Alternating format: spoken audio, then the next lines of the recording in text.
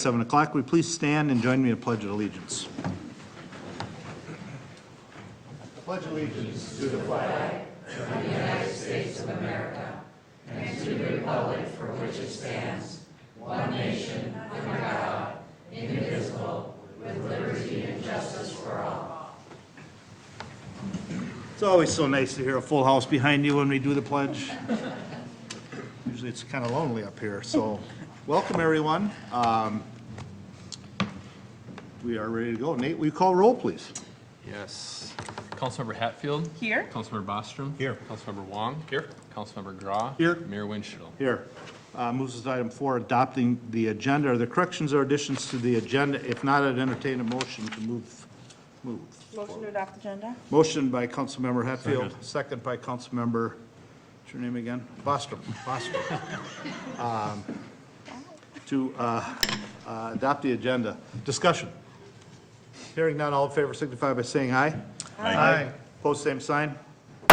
Motion carries. Moves us on to visitor presentation. We got a couple tonight.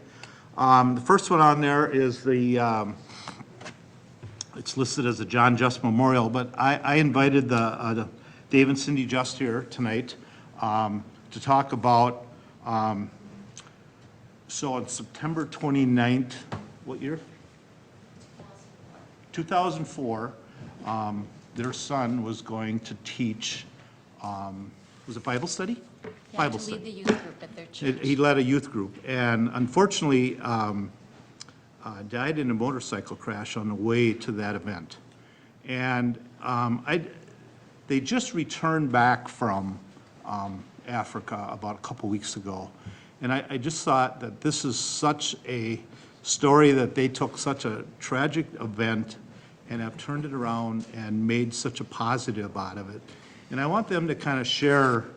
We've kind of not always had good news, and I thought that this would be such a good time for them to come in and to tell us what they've done since this tragic event. And that's, how many years ago are we talking? How many have we had? How many bike runs? We've had 14. This 14 will be already. 15 coming up this Wow. September. So with that, I'm going to turn it over to Dave and Cindy Just and just tell their story. They have some pictures from their latest, I assume it's their latest trip. Are those TV monitors on? Yes. Okay. All right. With that, I will turn it over to Dave and Cindy. First Thanks, of all, guys. thank you, Mark, and counselors for inviting us.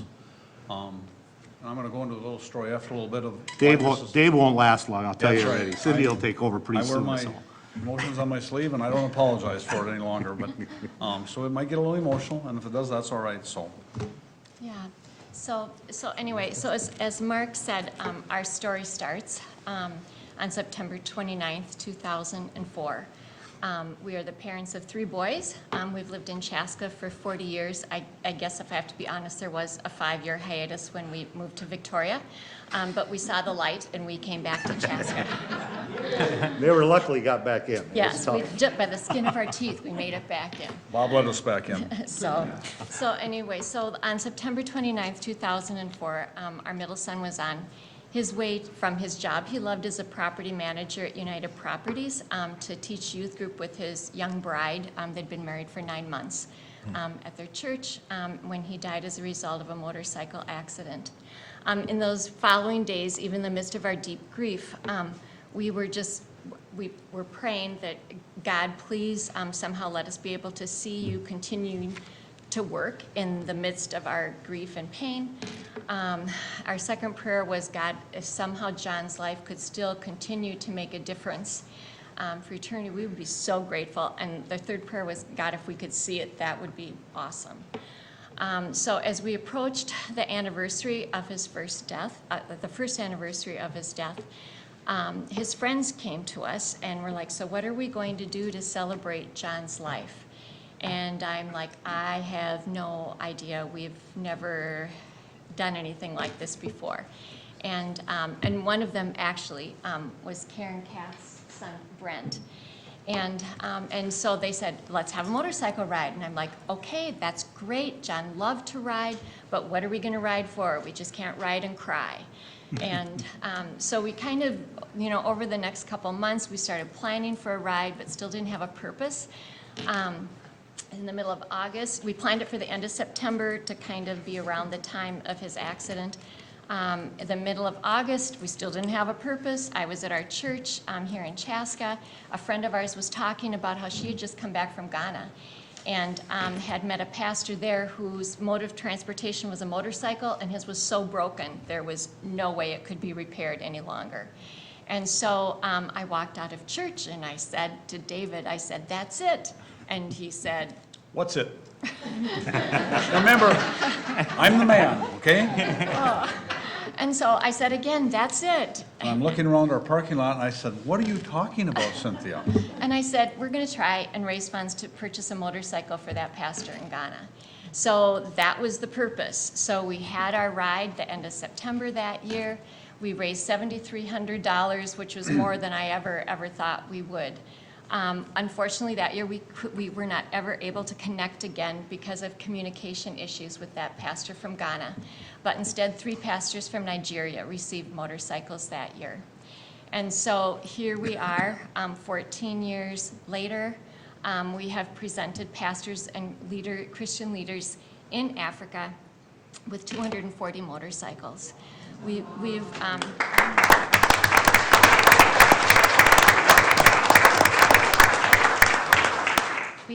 never dreamed it would go this far.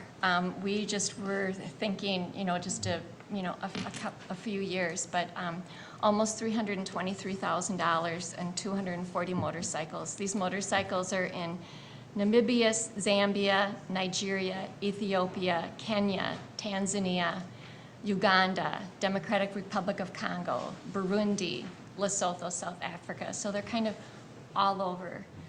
You in get an Africa. A+ for remembering all of those countries. I know. Well, and some of them change names fairly I know, often. that's so- what I need. Yeah. So the first year of the ride, again, Cynthia said we didn't really know what we were doing. I was there and a gentleman came up to me, and I've never saw this man before. I've never seen him since. And I'm not picking on anybody that's short, but he was a short man. And he came up to me and he said, "Dave," he said, "I think what you and Mrs. Just," so he didn't really know us, "are doing here in memory of your son is a great thing." And he said, "I just want to let you know I've been involved in a lot of organizations, a lot of foundations." And he said, "This thing is going to run for 2, maybe 3 years." He said, "If you're really lucky, 4." And he said, "It's just going to fade away."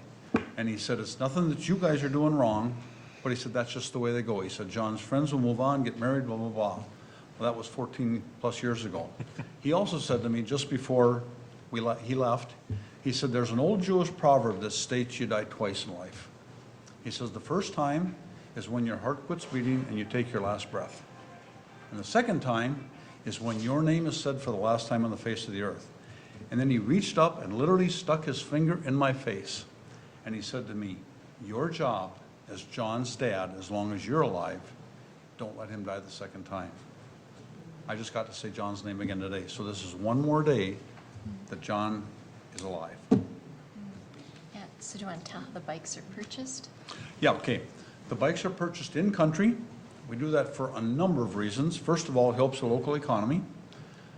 The people are able to get parts and service if they need it.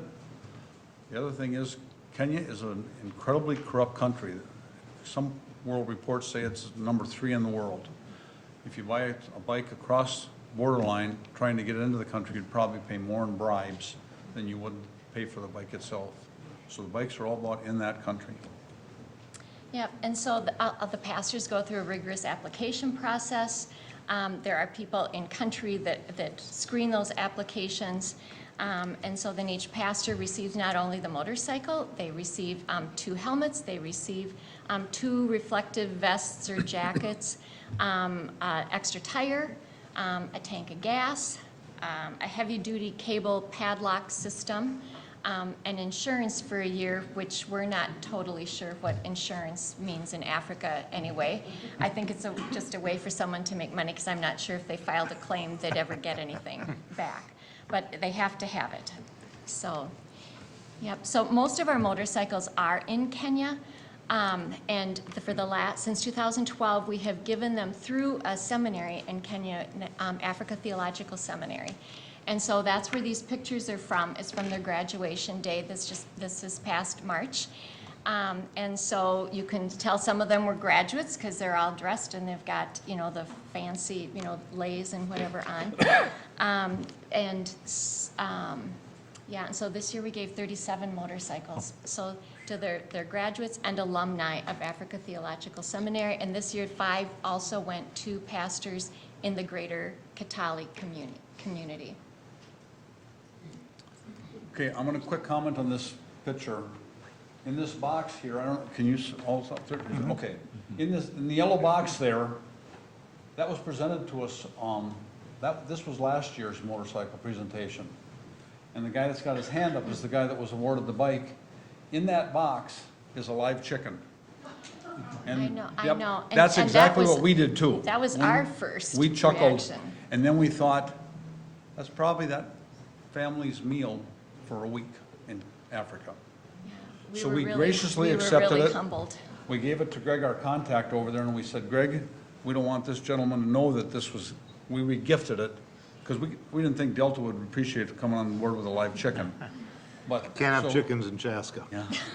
Even dropping Winchettle's name, that wouldn't work. So, I mean, it just shows the gratitude, so. Okay, I'm gonna tell you about one of the gals that got a motorcycle 5 years ago. Her name is Judith. She has an orphanage. Listen to what I'm gonna say. 1/8 of an acre. She's got 172 children on it. The kids sleep, yes, the kids sleep 3 to a bed, a mattress.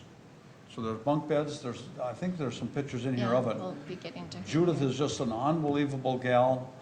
She uses the motorcycle to, Cynthia's gonna tell you one story being a nurse, but she uses it to go to town to buy food, medicine, transportation. Just an unbelievable gal. This is her, it's called Great Mercy Children's Home. They've just started making bread this year. They're making ugali. It's a corn maze. That's what the kids eat for lunch. Most of these children that are there because their parents have passed away from HIV or they've just been abandoned. And this is their library. This is the playground. Yeah, quite a bit different than our playground here in America. These are the beds I They're was talking beds. about. Each mattress will hold 3 children, Or 4, if they're young enough. if they're small Yeah. enough. Just an Yeah. amazing young lady. That's their toy, a tire. Yeah, yeah. Cynthia's gonna tell you a story about what the motorbike did one night as far as for a young girl. Yeah, so they have a gal living at their orphanage whose parents died. She was sent to live with a guardian. Then when the guardian discovered she was pregnant, they kicked her out. So she was living on the streets pregnant. Tried to abort her baby 3 times. Judith heard about her plight, took her into the orphanage to live with them. And the little girl with the navy blue with the white collar is Precious. And so she's now 4 years old. Her mom is still at the orphanage and assisting the teachers. So a bright, bright young girl, amazing. Yeah, so they're desks. So we have given this orphanage 2 motorcycles and then also a tuk-tuk, which you saw a picture of there, a yellow. And so they use that for a school bus. And so they'll get as many kids in there as they can. It's like a school bus / pickup truck because they'll haul wood in it, they'll haul windows, they'll haul everything in it. It's amazing. This family is Kefa. Kefa was also a recipient of a motorcycle. Kefa and his wife Matilda are HIV positive. Their ministry is to HIV positive families. They go into hospitals, talk to them about how nutrition can help with them, how to physically care for family members with HIV. They go into schools and talk to students about how to prevent it because it's still a huge problem in Africa.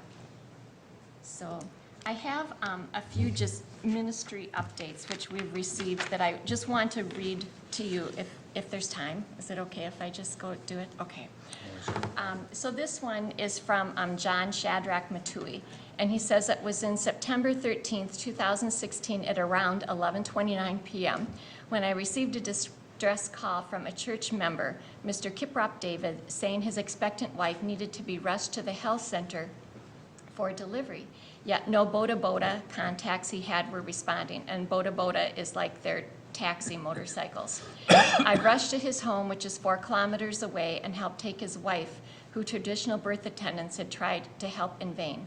With the help of the nurses at the hospital, a baby boy was born safely, and the mother spared from death courtesy of the gift, the motorcycle. Glory to God. Thank you for placing this precious tool in my hands in ministry. I'm so humbled and amazed and how amazing things can be by God's intervention. The bike has accelerated speed in ministry. Our church farming project has greatly been successful. Widows ministry has gained grounds through one-to-one, home-to-home visitation. A network of 52 widows are in our list. The bike is a wonder miracle, thanks to the gift. I am still amazed by God's miracle that I now have a motorcycle for God's work. Much thanks goes to the family that lovingly donated the motorcycle for God's work. I've never seen a committed family like that. And we tell them it's not just us. There are many people that are contributing to these motorcycles. May God bless them according to his will. This is an interesting one. It's from a female, because if you've seen in some of the pictures, some of the motorcycle recipients are females. This is from Margaret Chabet Kirangat. She's the mother of 6 children, married to 1 husband, serving as an evangelist of the Revelation Church in Transitional County. And she said, my God has called me in his ministry, has seen me, and has helped the family in the U.S. to support me. The church is growing fast, and I don't have any other source of money that I can buy a motorbike. Now, I'd love to give you a brief story. I'm a Sabbat, and many Sabbats don't believe in women becoming ministers of the gospel. I thank God for helping me to become one of the women from this tribe who is ready to bring a change. So these motorcycles are also empowering women. So we, again, like David said, we are so honored to be here and to share what has happened from our tragedy. I've often said we didn't have a choice that happened to our family, but we did have a choice what we do with it. And we didn't want Jon's death to be in vain or to be a waste. And so we are just so honored that God is choosing to redeem his death in this way and using it to bless pastors on the other side of the world. So thank you very much.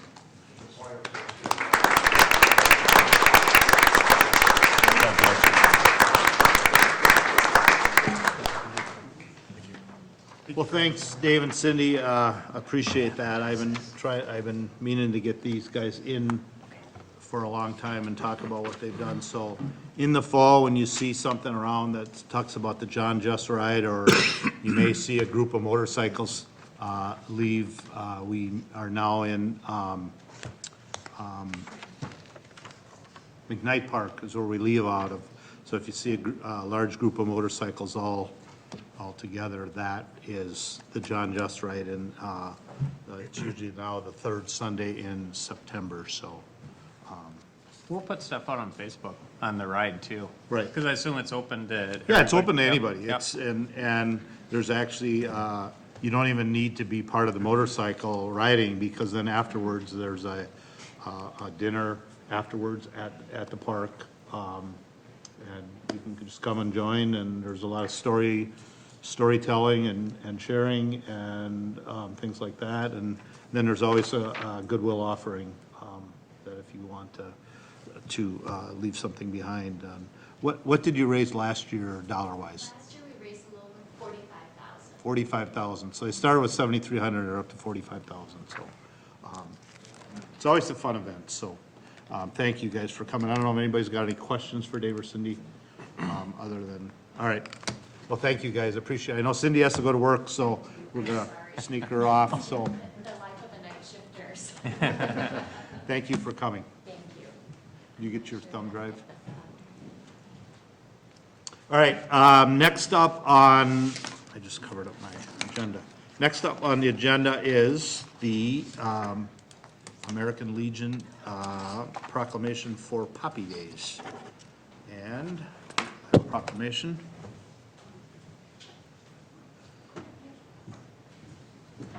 Who's coming up, Patty? Thank you,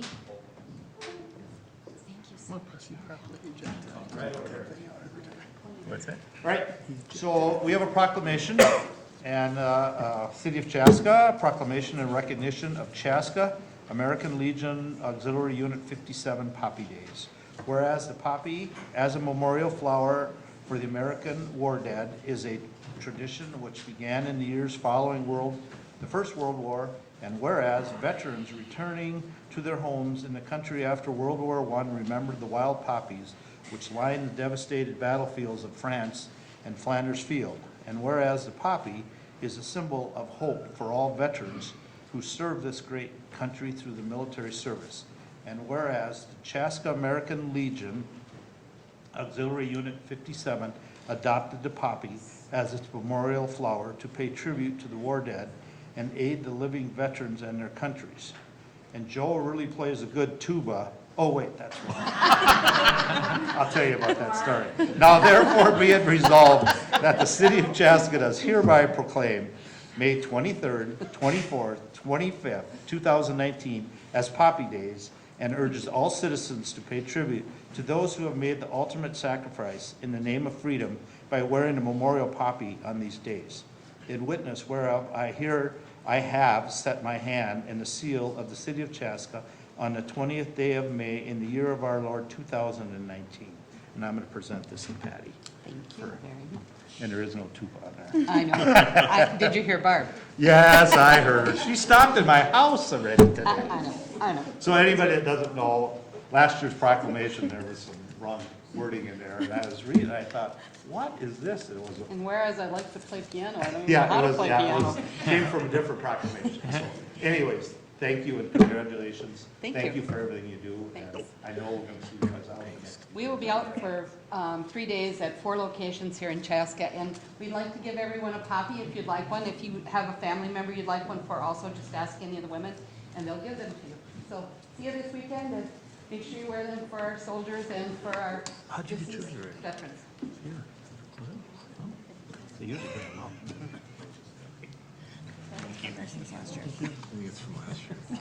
Really? I'm pretty sure it shouldn't feel Solidly special. clean these. Well, you are special. Thank you. Thank you. Very much. Oops. Thank you, Patty. I wear my poppy shirt. All right. Thanks for coming, guys. Appreciate it. And thanks for giving everyone a poppy. That's nice. Is there anyone else that wants to speak at visitor presentation? All right, you guys in the back, who's your spokesperson? Come on up while you're here. Quickly, let's go.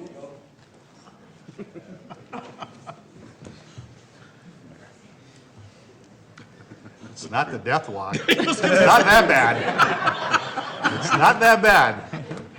We're from Holy Family Catholic High School in Victoria, and we're here for an AP government class, and we need civic participation to get some points for class. So, Yeah, and you waited till the last minute, didn't you? Because they're due this week. well, I was here a couple weeks ago. Oh, okay.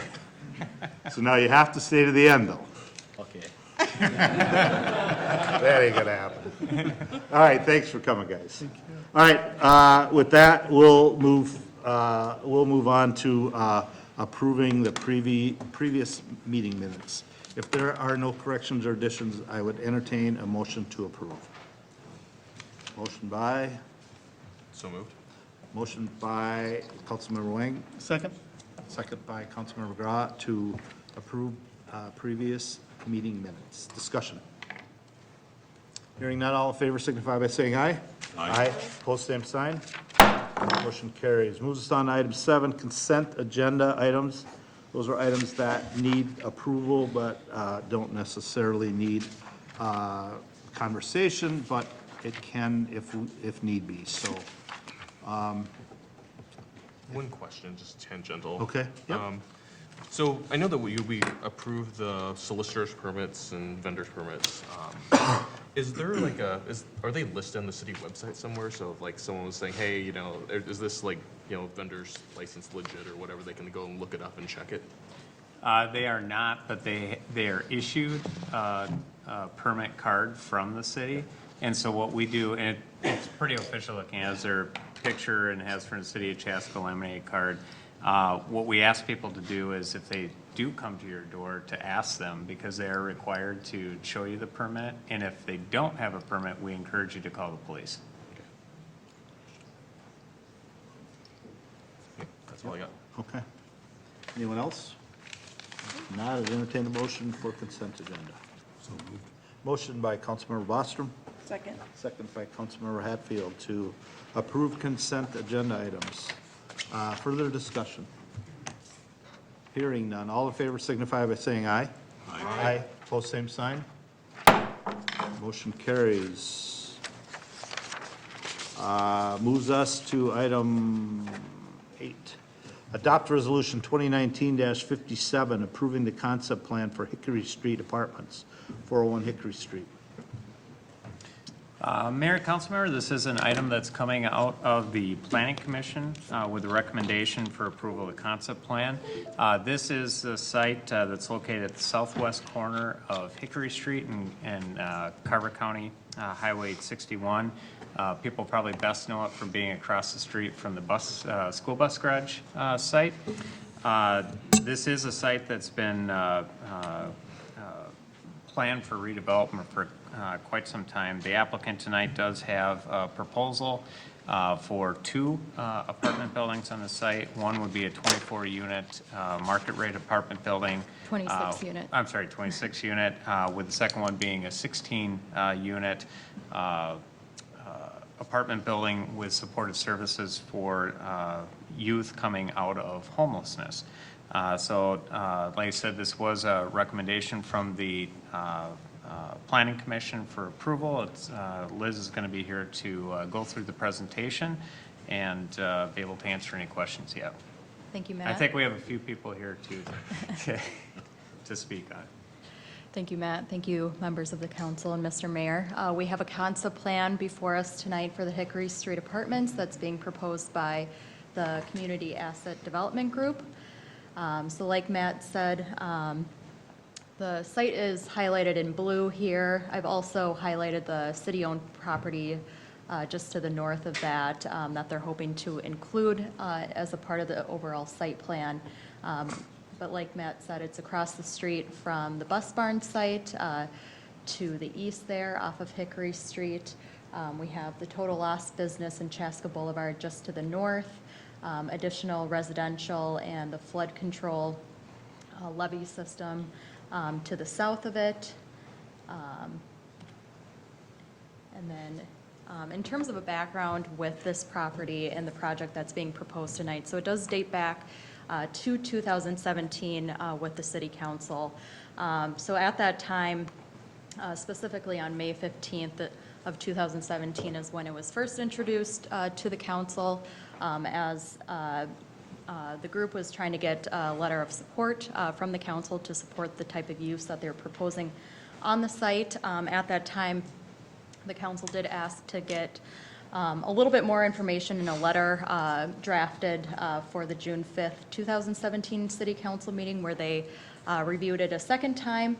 And at that time is when the public was involved and other organizations and people coming forward to state their support and concern for the project.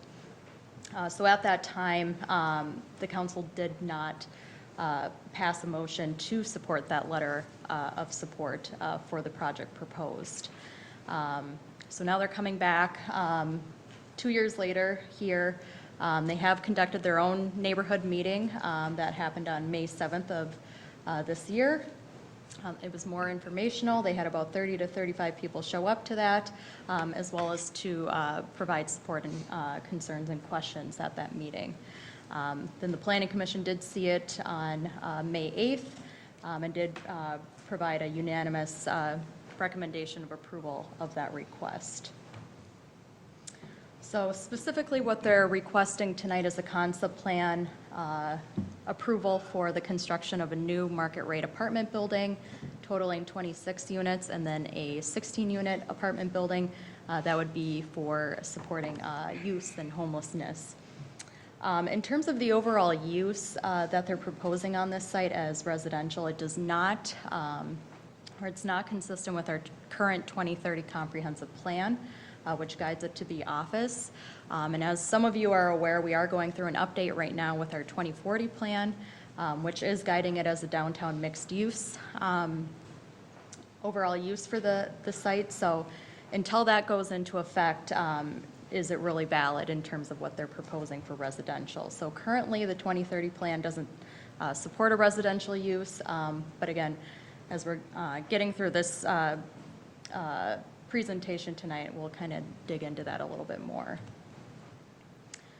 So in terms of a background with the homeless transitional housing, the applicant has stated that there is a need in Carver County for youth that are facing homelessness. So they're basically targeting the supportive housing building for youth between the ages of 18 and 29 years old.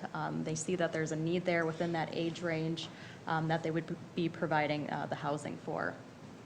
Just to highlight a couple of the criteria that they've pointed out in terms of the youth that they're targeting for this type of housing is the age itself between 18 and 29. They have to be recommended by Launch Ministries, which is a partner in this proposal tonight for the supportive housing, and they have to be employed and maintain that current employment, just to name a few. So for the site itself, if we include the city-owned parcel that they'd like to include with the total or the overall site plan, it would bring the total acreage to 2.5 acres for the site. Without the city-owned parcel, it would be about 1.5 acres in size.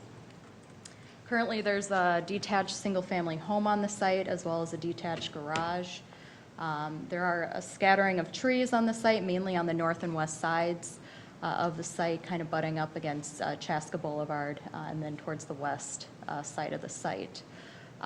It's also important to mention that there are 2 very large storm sewer pipes that dissect the property. So there's one that basically comes across kind of the front area of the site connecting into the flood channel, as well as one that comes kind of southerly and also connects into the flood channel, but definitely dissects the site.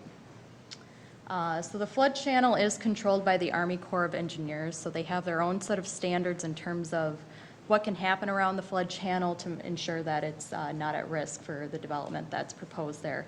So we have engaged personnel from that organization. We just have yet to hear back on specific comments related to this site plan in itself. But once we hear more, we'll have more information on in terms of how this site will be directed.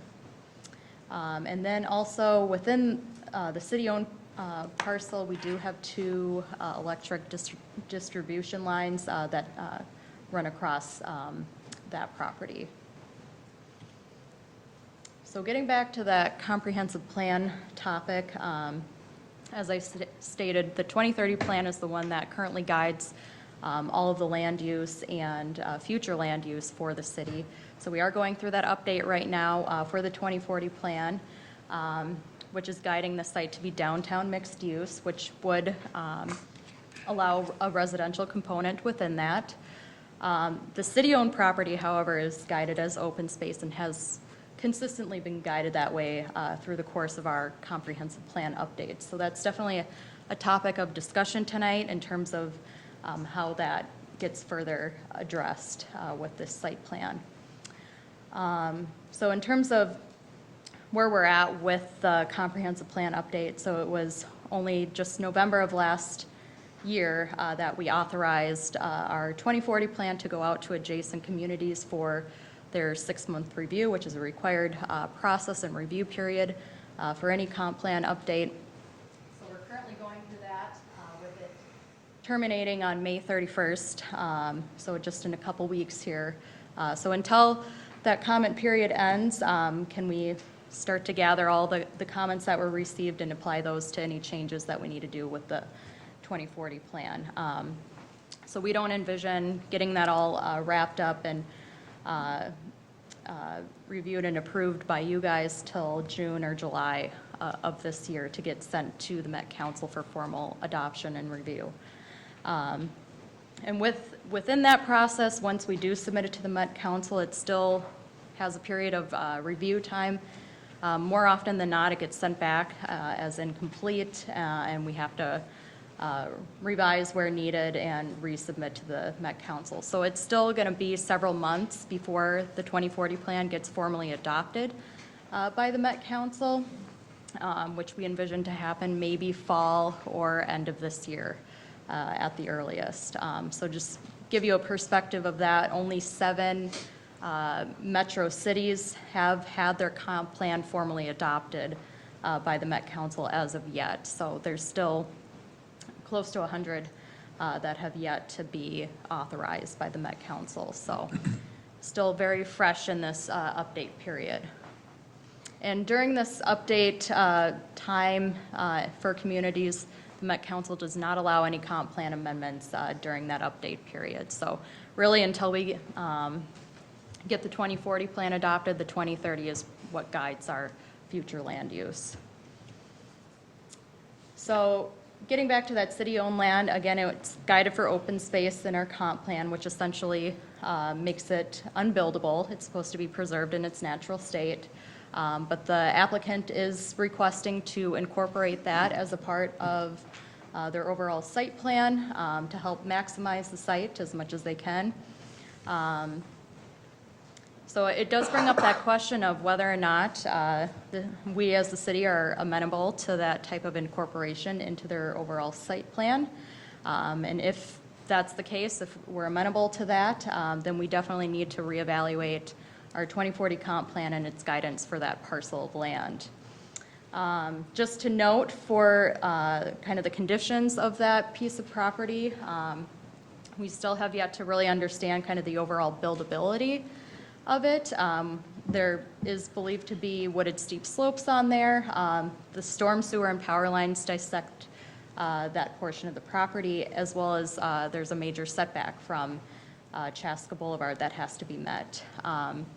The Planning Commission took this into account and believed that even with the restrictions on this piece of property, they were amenable to the potential of adding it into the overall site plan, given kind of what's existing and what's restricting them out there. And just a further note, in the event that we decide to not be favorable of incorporating or conveying that piece to the applicant, then the applicant has stated that they are able to explore an alternate site plan for the overall site if that does not work out.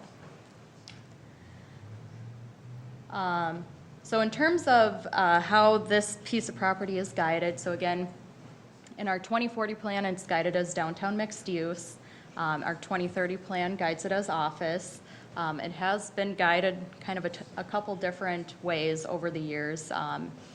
It has been guided as industrial in our 2020 comp plan, guided for office in our current 2030 plan, as well as our downtown master plan, and then currently guided or proposed to be guided as downtown mixed use in our 2040 comp plan update. So in terms of what downtown mixed use is, I mean, we're still working on the definition for that, but to put it simply, it does allow for a variety of uses pertaining to commercial, office, civic, park, and residential as a part of that. So for the purposes of discussion regarding this overall topic, we did kind of phrase out a couple different questions that you can use towards your discussion of this. So the first one being, what land use designation seems to be the most appropriate for the 401 Hickory Street site? Is it that downtown mixed use? Or is it solely office the way it's guided right now? Or is it something completely different? And then secondly, are we amenable to incorporating or selling off an acre of our own city-owned land into the project site? And thus, would we be amenable to updating our 2040 comp plan to be consistent with the direction that you give regarding that, if it's different from open space? Another important topic related to this project is the site selection. So when they came through in 2017, there was definitely an emphasis on whether or not this site was appropriate for the type of use that they were proposing. I think at that time, further exploration was advised and recommended when giving feedback to the applicant, so that you could basically weigh your options there. So there was that recommendation to explore other sites before landing on the 401 Hickory Street site. The applicant has chosen this site due to a couple different reasons. The fact that it's close to downtown amenities and businesses, and allows the users to be walkable within those amenities. It's also very close to their launch ministries office in downtown Chaska. And then it's also important to point out that this site in particular is considered a gateway site into downtown, so there's definitely some significance to how this piece of property gets developed because of that. So we've also added a couple discussion points for your use regarding this specific topic, or a couple different directions that you could potentially go with this. And the first one being you could continue with the proposed site as they are proposing it tonight at 401 Hickory Street. The only implication with this is that the developer will have to wait until our 2040 plan is officially authorized by the Met Council in order for them to move forward with any other phases in this project. So they wouldn't be able to come back for preliminary approval until that 2040 plan is officially adopted. Secondly, or a second discussion point or direction, is advising the developer to come in with different site options over time. So it may not mean a collection of different sites at once. It could mean looking at a different site entirely and focusing on that, and then allowing you guys to weigh in on that, kind of how we're addressing this site tonight. So the implication with that would be that there's an unpredictable order of operations that might occur with that. We might not know what site will be coming in until it's been submitted as an application. So it could yield an unsatisfied reaction from the commissions because of that. A third option or direction that could be pursued is kind of a more proactive option, which would be to draft a set of characteristics that are needed or desired for this type of housing, and select a site that would basically meet that criteria that's laid forth. So the implication with that is obviously it takes some time and energy from staff and the commissions to kind of put that together, and involving the public and the developer to come up with a list of what makes sense. However, that ends up being more of a community-driven process and proactive process as a part of going that direction. So getting to the proposed site plan that they have laid out. So touching on the zoning out there, this property is zoned R2, which is a medium-density residential. It doesn't list multifamily as a permitted use within that. But again, it kind of comes down to the discussion of the comp plan and what seems to be the most appropriate way to drive this site. In terms of access into the site, the way they're proposing it is one access, which is on basically the southerlymost point of the property off of Hickory Street. So that would basically provide a shared driveway into each of the parking lots for the market rate and the supportive housing building on there. The market rate building is closer to Hickory Street, so it has that street frontage there, and then the supportive housing is basically on the center of the site behind that building. The market rate building has surface parking lot, but will also have a lower level parking lot as well. So people are able to access that from kind of the back end of the building to access those stalls. So the market rate building is meeting parking code in terms of providing 2 parking stalls per dwelling unit. The supportive housing building is not meeting code in terms of providing 2 dwelling stalls per unit, but this building is a single occupancy efficiency unit setup. So basically, it's 16 units. Each unit would only be for 1 person to reside there. So based on kind of where they're at in terms of how much parking is needed, plus most of the residents of this facility probably won't have a vehicle, they're stating that providing 21 spaces for this building is more than enough for what they need out there.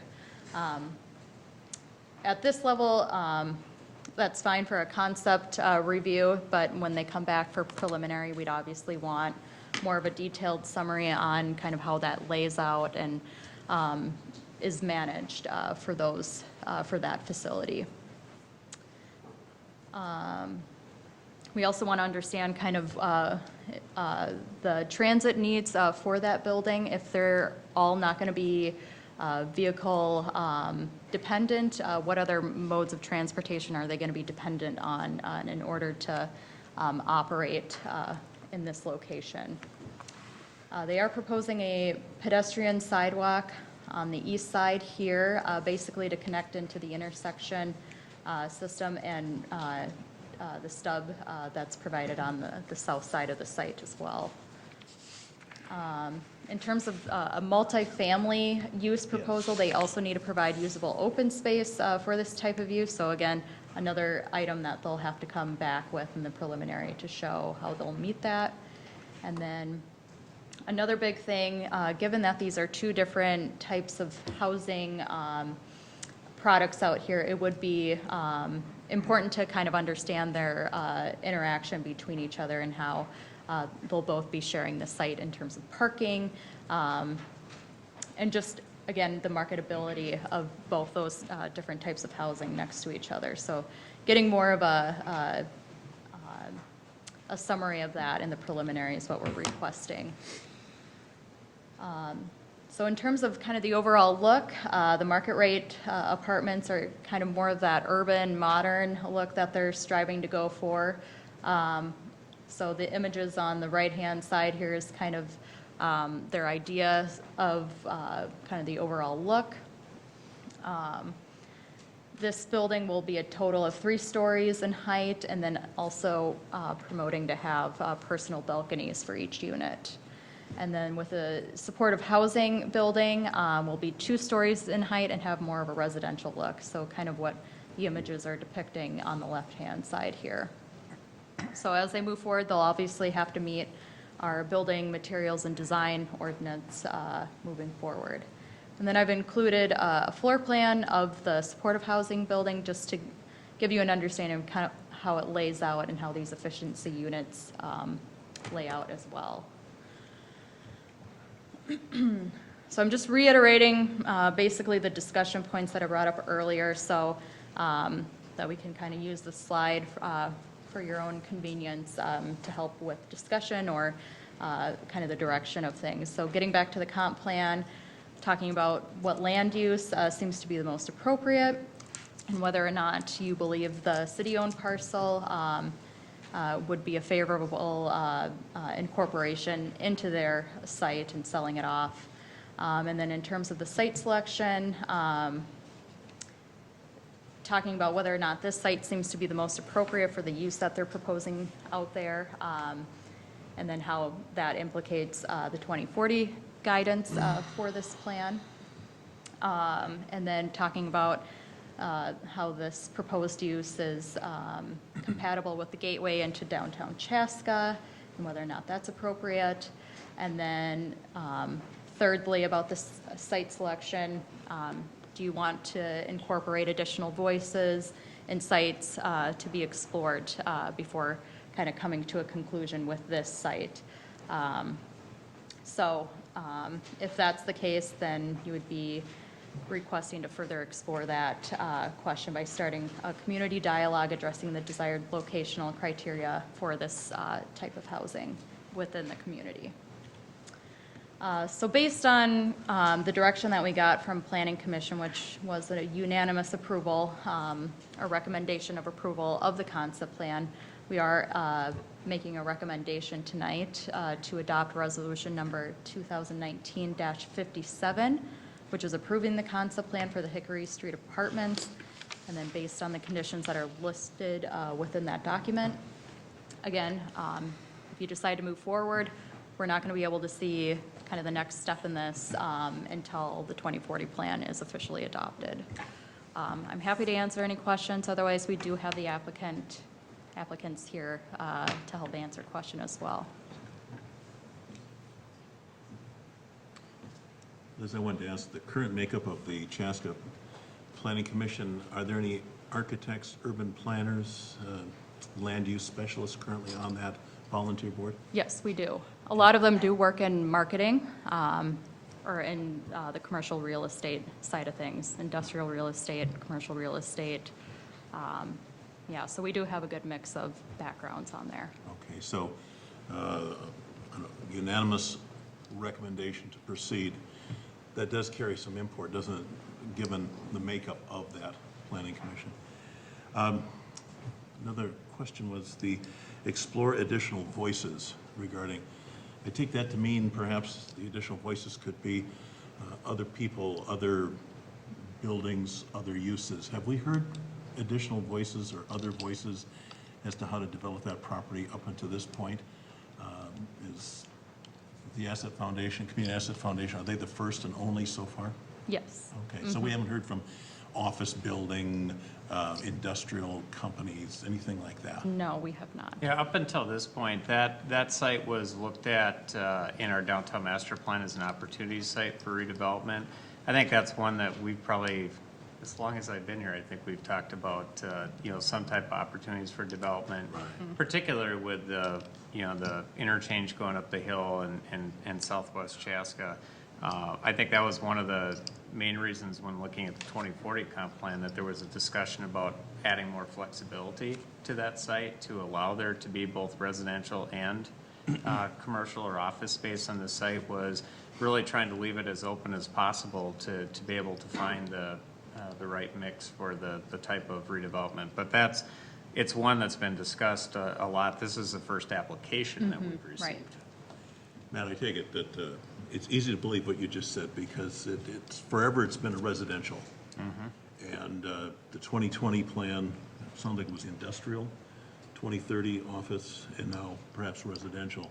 I take that as evidence that the city has been open, has been considering different uses. And also things have changed a lot. Well, yes, Yeah, that I too. mean, Yeah, when you you have look to at, when the 2020 plan was put in place, when the 2020 plan was put in place, the highway, 212 didn't even exist. And so there was a very different thought as to, that was more of the edge of the community. So, times have changed quite a bit, because the 2020 plan would have been put in place in, 2000, 2000? 1998. Yeah, 1998, so, must have been old guys working on that at that time, but, but it was a long time ago. And so over that time, things have really changed. And really, I think the comp plan has really sort of changed with the discussions that we've had in downtown. Would you sense that perhaps that's reflecting where our community is as Chaska continues to adapt, evolve, grow, that some of that flexibility and the changing is reflected in that? Well, I think it's very reflective of the conversations we've had throughout the downtown master planning process and even Southwest Chaska, because that particular site was sort of the intersection of where the downtown plan stopped and where the Southwest Chaska plan stopped. And so it really sort of got attention from both sides.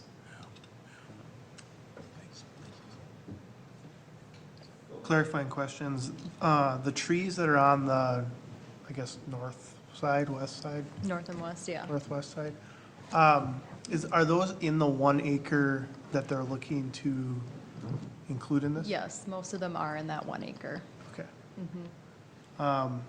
And then just as I get a lay of the land understanding here, At one time, I think a concept plan came forward for the property on the opposite side of the road on Chaska Boulevard for maybe some apartment complex as well. What is the status of that?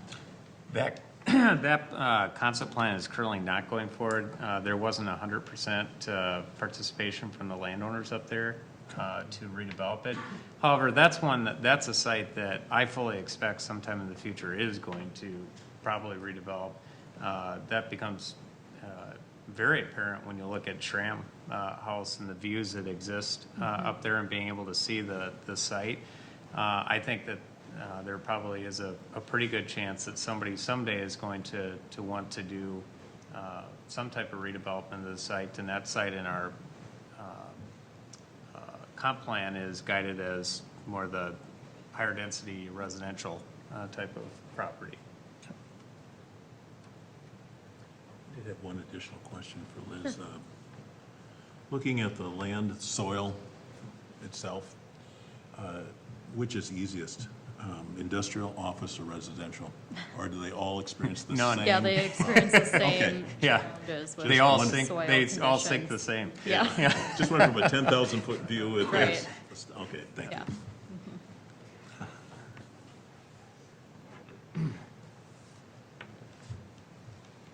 When I watched the planning commission meeting, there was mention of maybe, I don't know if I missed exactly what it was, but like a pipe, something important running through it. Do we? I don't know if my exhibit shows it too clearly, but there's two significant storm sewer pipes that run through the property. So just follow it. The first one, which is a 54-inch pipe, basically runs across the front of the property, and then a bigger 60-inch pipe basically dissects the property. You can actually see those when you walk along the trail. There's Mm-hmm. two outlets that come out of the Right. wall. Those are the pipes that go back across the site. As we've talked about this site in the past, it doesn't preclude something from happening on the site. What it does is it makes sure that you don't want to build a building over the top of where those pipes are. Right. So you end up having to lay out the site in a way that you put the parking lots over the pipe, so if you ever had to do something with maintenance, that there'd be access to it. So the limiting factor is how you can actually lay out buildings on the site. Then my only other idea would be just sight lines coming into Chaska. That 3 stories is I know that sits down a little bit. I bet you that sits down 2 stories. Do you think? Yeah. Okay, yeah. That was my only other thought. Lines, the back of the market rate apartments faces the road, which I'd say is probably not common when it comes to those types of properties, right? Because the entrance would be, you'd come in. And I think their intention is to design it so that both facades facing the east side and the west side kind of have those same characteristics. But it's also one of our regulations too, is to make sure that they kind of carry through similar architecture and aesthetics all the way through the building. That's To me, I'd definitely sort gonna of be an view this important as being piece. similar to the property up at Pioneer Trail and Bavaria Road, the new, is that Pulte development that they have, the row homes that are in there. So you have entrances on both sides of the buildings, but the front is really designed along the road to make it look like it's the front of the building. So it's not unusual for apartments to have sort of the front looking out, but the entrance is actually coming in on the other side. Right. It's a good question. Yeah, because just, that's the most visible is that right. side. It's definitely important. We did want to put more rooftops in downtown anyway, to bring in more customers of the businesses. Well, yes.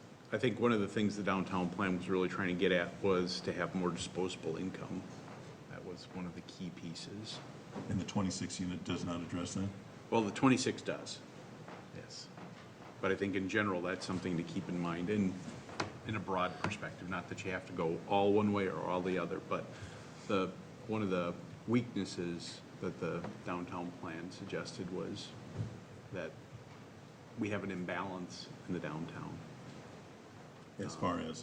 Too much affordable and not enough disposable income to support the commercial activities, which is one of the things we've addressed in Southwest Chaska, was adding a lot of upper-end homes on the eastern side of that area where the area supported it, because they're proximate to downtown. And that was one of the design considerations. They're not, as you look at it, individual sites, it's not to say that you can't have any affordability in downtown, but just in general, that is something to keep in mind.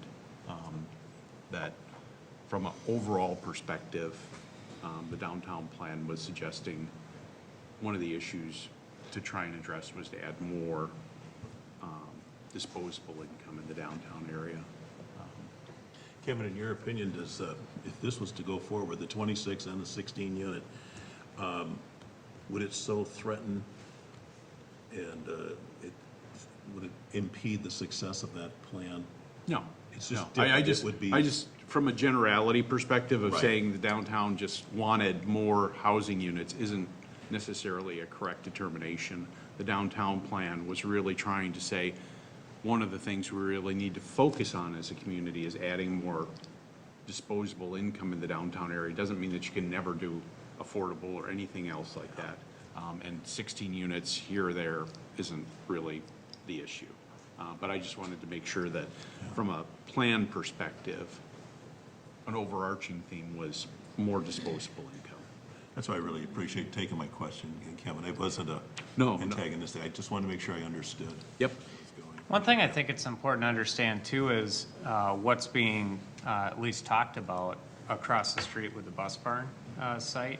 So, there's 12 acres that are over there, and, currently, the school district's talking about it as part of their referendum, is that they want to move well, first of all, the bus garage doesn't meet their needs. It's in the wrong location. It shouldn't be next to a residential area. It's in the wrong place, period. It's too small. It's too small, and it's not the right site. So one of the discussions that we've been having with the school district, the county, and us as a city is looking at redevelopment of that site. And what Carver County would like to do is to actually move their social services division to the site, which they think they'd probably take up about 8 acres of the 12 acres of that site. And they'd really view that as almost a service center building where they wouldn't just have social services, but they'd probably have their more customer interactive services. So like the license center is one that you'd probably see move over there. That actually would help us in our project with being able to work on putting the library across the street. You might have some of those other customer-driven services, so that becomes more of a service center, and the courthouse becomes more of the judicial center that's down there. So that, and then we've looked at, and we probably have some room for some additional housing units there too, if we went forward with that plan. But that's one that, if the school district were to be successful in referendum this year,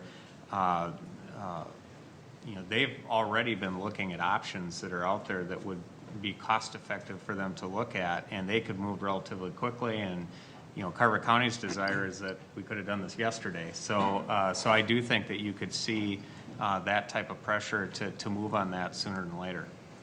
And if Carver County succeeded in that, the residents of the 26 would benefit from that convenience just as much as the residents of the 16. Yeah, it's really a way to keep those services in downtown. Yes.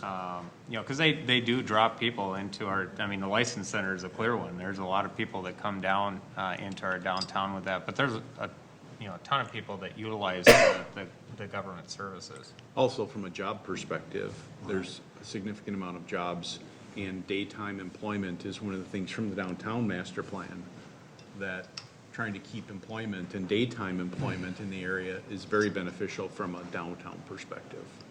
So Matt, you mentioned that so out of the 12 acres, 8 acres would be for the services center. Yeah. What about the difference of the other 4? The 4 acres we've looked at a concept that could potentially accommodate some housing on there. You could probably put one sort of a multi-level apartment building on that site. It'd be difficult to do anything real else. I suppose you could put some other type of office on there, but the 4 acres sort of limits the amount of space you have to work with. So you'd really have to look at how do you most efficiently use that land. But apartments, being that this is sort of mimicking the site across the street, is that it's more of a mixed-use type of development that you could have commercial and housing on one site. Matt, I wanted to address the question, is the city, it goes like this, is the city amenable to incorporating / selling off 1 acre from city-owned land into the project site and thus being amenable to updating the 2040 comprehensive plan to be consistent with that? Just wondering, is there any unintended consequence? If the city is amenable to do this, does that guarantee, does it make a promise that the city will always be open to doing this? So there really isn't No. dominoes, anything like that we have to worry about? As we've looked at this site, we've always sort of anticipated that whoever redevelops that site probably would have a desire to have that. It's an old rail bed. There is no real ability for us to utilize it for anything. I mean, you can see it's very skinny. Yeah. We would never get access off of County Road 61, to be able to access that site directly, and it'd be too close to the corner to be able to put it on Hickory Street. So it doesn't, other than providing open space, it really doesn't provide any value to us. So that's always been part of the discussion, is that when this site redevelops, it probably makes sense for us to incorporate that into any type of redevelopment. It's a better way to try to maximize that site. Mm-hmm. One thing I think it does add value is the trees, because I think that provides a fairly nice, you talk about entryway. And so that was my question, because obviously if we sell it, those trees, as much as they can say they're gonna stay, 5 years from now, they'd have the right to cut them all down. We wouldn't get a say in that, because they own that. So that was kind of some of my questions, because I think, now that we actually have leaves on trees, you can kind of start seeing some of how that natural screening occurs. So I was curious on kind of where those trees fell on that. Well, it's probably a good one for the applicant to talk, but what they've talked about is actually having the building be south of those trees. We can incorporate into a landscape plan really whatever we want to for that. I mean, if we think that that's important to keep those trees there, we can say that the property can be used up to a certain point, and that's sort of what they've actually planned on doing, is to do that. So to me, benefit of us owning that property is it gives us a little bit more ability to be able to say, here's what we want to accomplish. We're willing to incorporate this into it, but here's what we think is important to accomplish as part of that. So I don't think it's out of the question that you could keep those.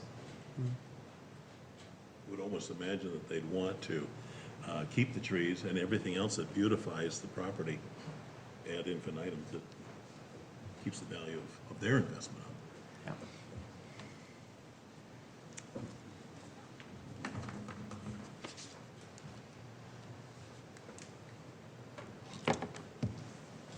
And the only access to the bus barn across the street is that driveway facing the driveway that this property, the access to this property, right? Yep. I'm just thinking ahead is, so if that's the service. It's sort of loosey-goosey right now.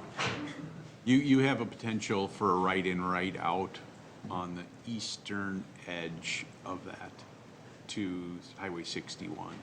Okay. Potentially. The grades work on the eastern side. On the rest of the site, it really doesn't work.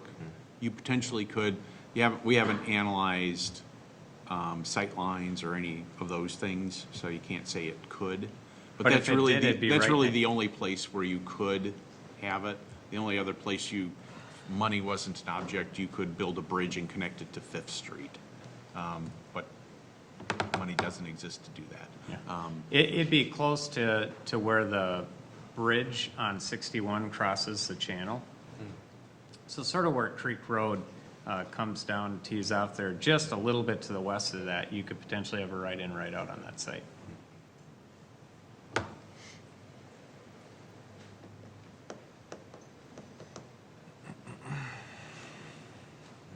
Questions? I have some questions for the applicants, if we want to Yeah, move that's to that. fine. I don't know if you guys had a prepared message or. Well, I do, if you're interested in hearing that. I do feel like we have a crowd of people here that are probably less interested in drainage ditches and a little bit more interested in kind of the We do proposed have use. to be concerned with drainage ditches. I absolutely You know, I mean, that's what we have to be. I absolutely appreciate that.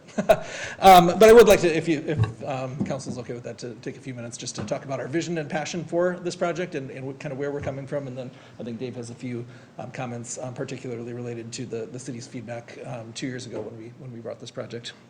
So for those, I should introduce myself, Corey Mogstad, Executive Director of Launch Ministry.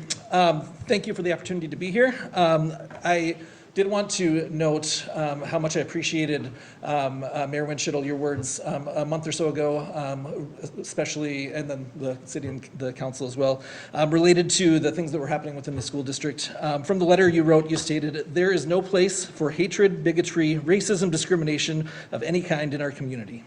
It will not be tolerated and it must be addressed. Our children deserve to grow up in a community where they feel safe, appreciated, and where they do not have to worry about experiencing hatred of any kind. We owe that to our children and every resident." That was such a powerful statement that I so appreciated.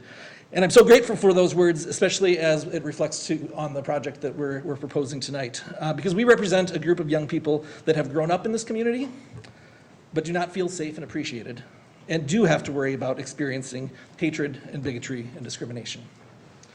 Because the word homeless has negative connotations in our world. But the reality is that these are simply young people from our community who do not have a stable place to call home. Homelessness isn't a disease. It's not a group that we can kind of lump people into. Homelessness is a tragedy that someone experiences but doesn't define them.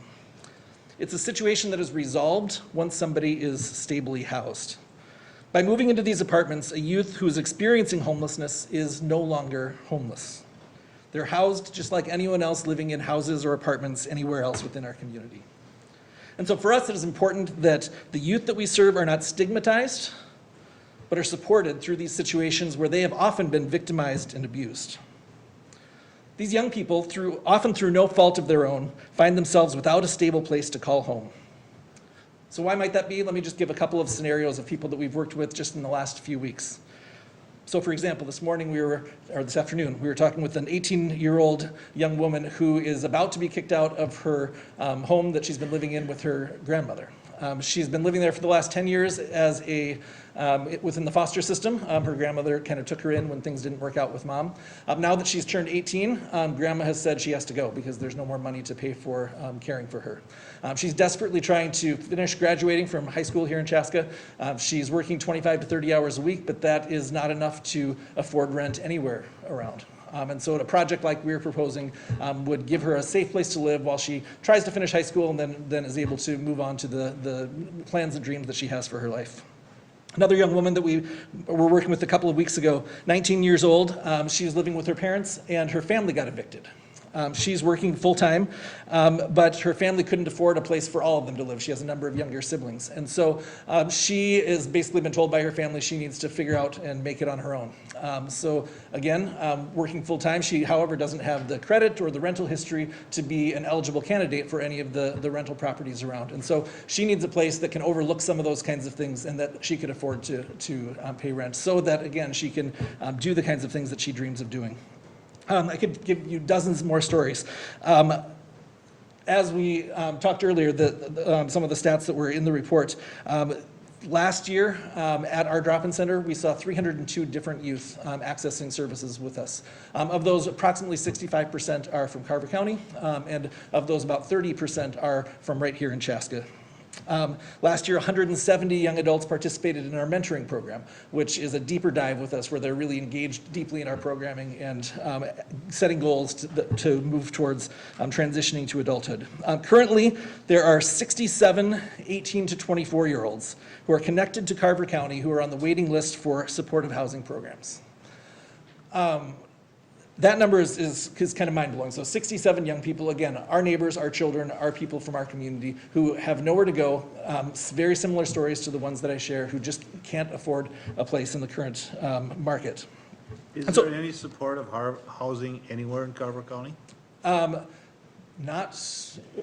Eric, there are some, maybe you can speak to that. There are some various sites, but not necessarily just a dedicated site for supportive housing that I'm aware of. So often there would be a few units within a complex or something like that, but. An example of that, we have the Cloverfield Marketplace project in the Clover Ridge neighborhood, I believe has 8 units that are dedicated for homeless units. And the Landing, which is in downtown here, I believe has 5 for seniors that are homeless supportive housing. So to get into more specifics of what the programming would look like, the 16 units would be efficiency apartments, rents priced so that young people who are working could afford them. We're targeting between $425 and $475 a month. 8 of those units will be supportive units who are dedicated to young people who are eligible for case management services based on demonstrated need and an assessment process that we go through with the county, and who have experienced what's called long-term homelessness, which is either 1 year of continuous homelessness or 4 instances of homelessness within the last 3 years. The other 8 units would be dedicated to young people who would maybe be for the first time experiencing homelessness or are about to be kicked out of their parents' or grandparents' house and can be quickly moved into stability so that they don't have to go through that longer-term homeless experience. Young adults who move into this project will sign leases just like any other apartment. They'll undergo background checks from the professional management company that will manage the property. They will participate in case management services through Launch Ministry, which will help them navigate those individual needs that they have, including physical health, mental health, employment, education, transportation, all of those kinds of things. We'll be happy to go into more detail into what that looks like. But I think for now, maybe I'll turn things over to Dave to talk a little bit more about the kind of the concerns from the city 2 years ago. Okay. I gotta wear glasses now. It's be able to see this stuff as you get older. My name is Dave Picorni. I'm with the Community Asset Development Group, and we are representing the applicant. And the concept plan, as you see, is for actually 2 buildings, the 26 unit, which would be the market rate, and a 16 unit, which is the project that would be owned by the Community Asset Foundation, which is a local nonprofit, and Corey's group would be the case manager. So they're our partner in that project. I guess overall I want to say that we've reviewed what came out of the Planning Commission, out of the staff conditions. We're very comfortable that we can address all of those concerns, and we understand that we have to come back, and that's a process. The earliest we would be anticipating coming back with a plan for at least the 16-unit building would be like December, January, so we know that you have to get through the comp plan process. Point out that the current comprehensive plan, which was adopted by the City Council November 17th, says that this is a mixed use, a neighborhood mixed use. At least 50% of the use needs to be residential, and we feel we're in compliance with that. It is a site that has had a lot of discussion over the years, and there are some unique aspects. So I want to just comment about a couple of things. First, on the city land piece, we are not seeking to buy all of it. And if they decide that it shouldn't be incorporated in the plan, that would mean that it would be a 20-unit building rather than a 26-unit building. But as you look at the site, one of the key features of the site that, as we've talked with the staff and other people have talked over the years, one of the key features is actually the tree line and preserving that edge. If you look on the plan that's up there, there's the orange line, and then just, well, towards the Chaska Boulevard, you can see there's a darker kind of gray area. That's actually the survey showing where the driveway is.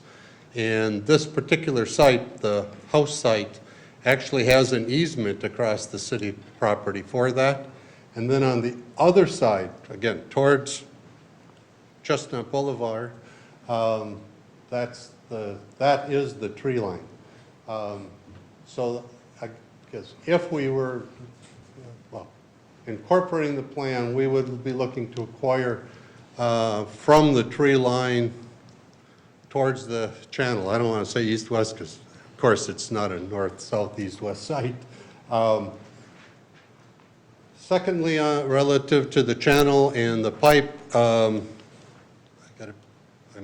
be honest, I was very involved with when that pipe went in. Actually negotiated the easements. I know just what's in the easements for those pipes. And I know how impossible it would be to move those pipes. So the setbacks, the way that at least in our concept, we understand that we have to stay outside the easement. The easements are 20 feet wide, and that we can't build within the easements for those pipes. One of the positives of those pipes is they're not very deep. So when you construct adjacent to them, you really don't have to worry too much about impacting them, although you have to be very sensitive to not disrupting that area. And the reason for the 20-foot width is someday the city's going to need to go in and replace those pipes. And so if you put a building on it, you just can't do that. So as we refine the site plan, we will be very sensitive to those easements. There is a power line, although the main power line that runs through the concept plan site is parallel to Chaska Boulevard and would be on the property that we think under any case the city is going to want to retain ownership to. So we don't need to impact the power lines.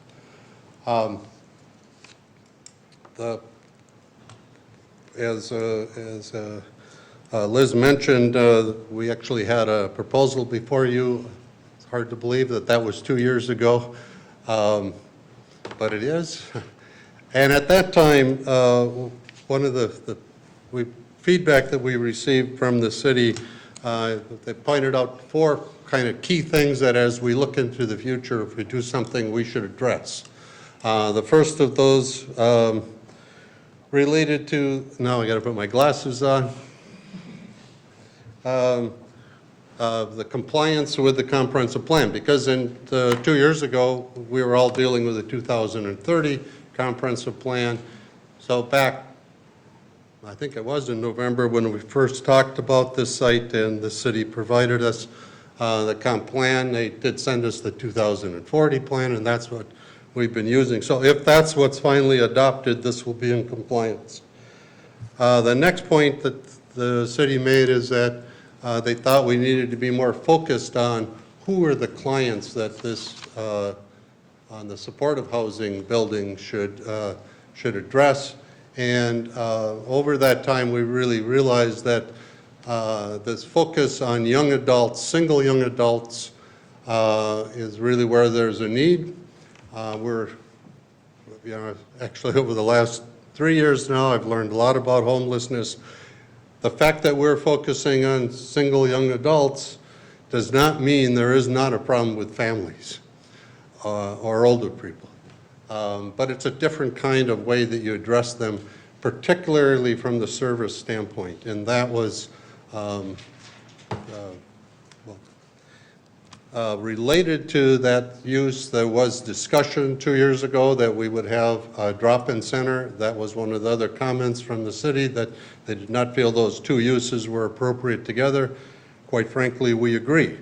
And so there is no proposal anymore for a drop-in center. I'm going to restate, I still believe there's probably a need for that in Carver County because there isn't anything, but this is not the appropriate site.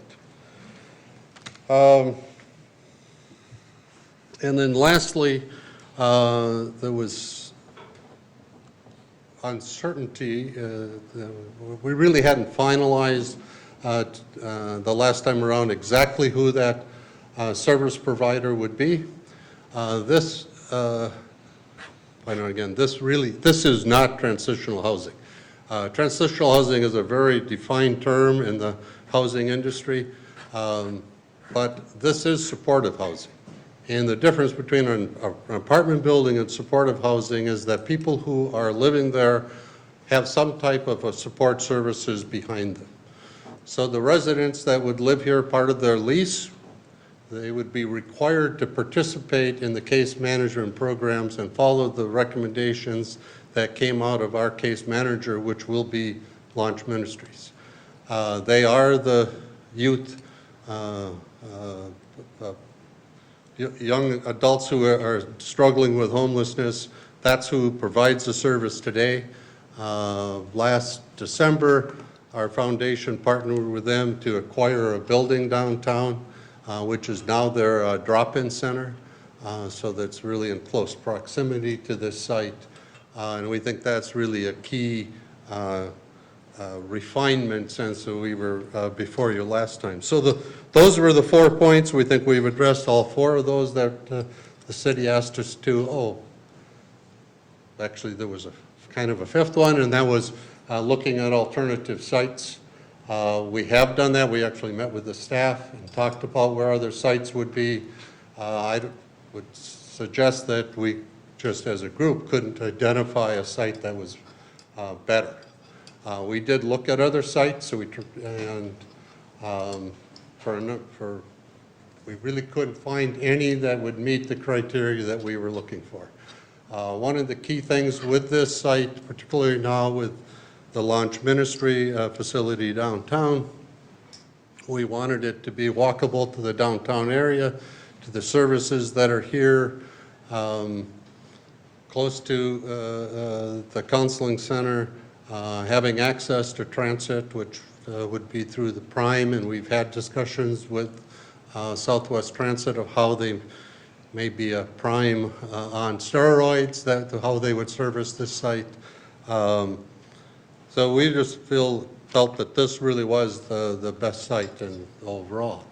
Now, I know the focus has kind of been on the 16-unit building.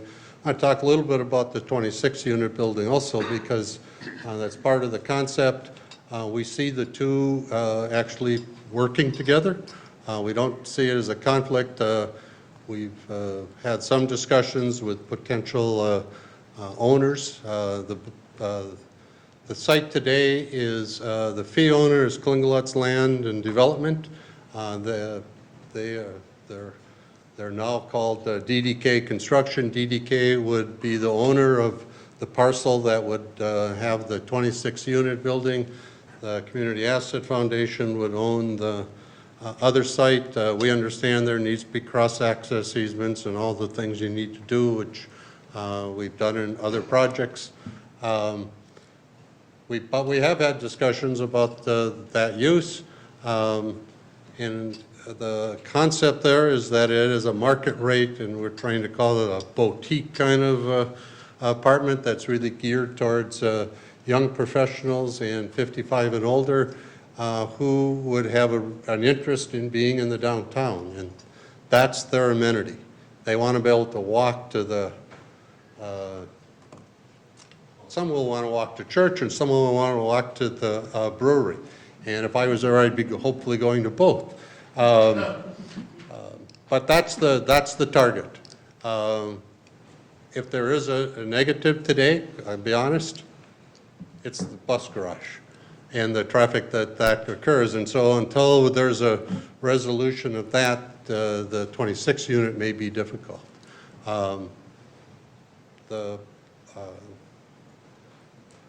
So we do concur with the staff. One of the comments was that there needs to be a compatibility and design of the two. We haven't got to that point yet. We understand we'll do that, though, before we're back with our next plan. So we're prepared to answer questions about the project or any other concerns.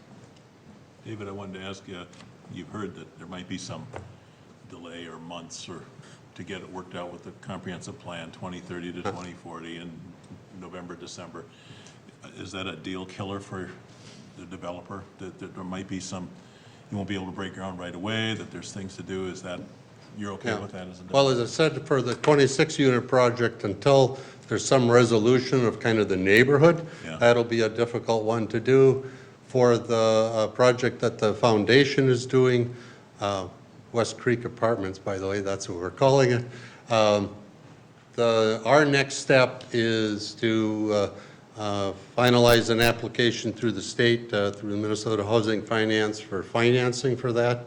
And we won't hear on that till October.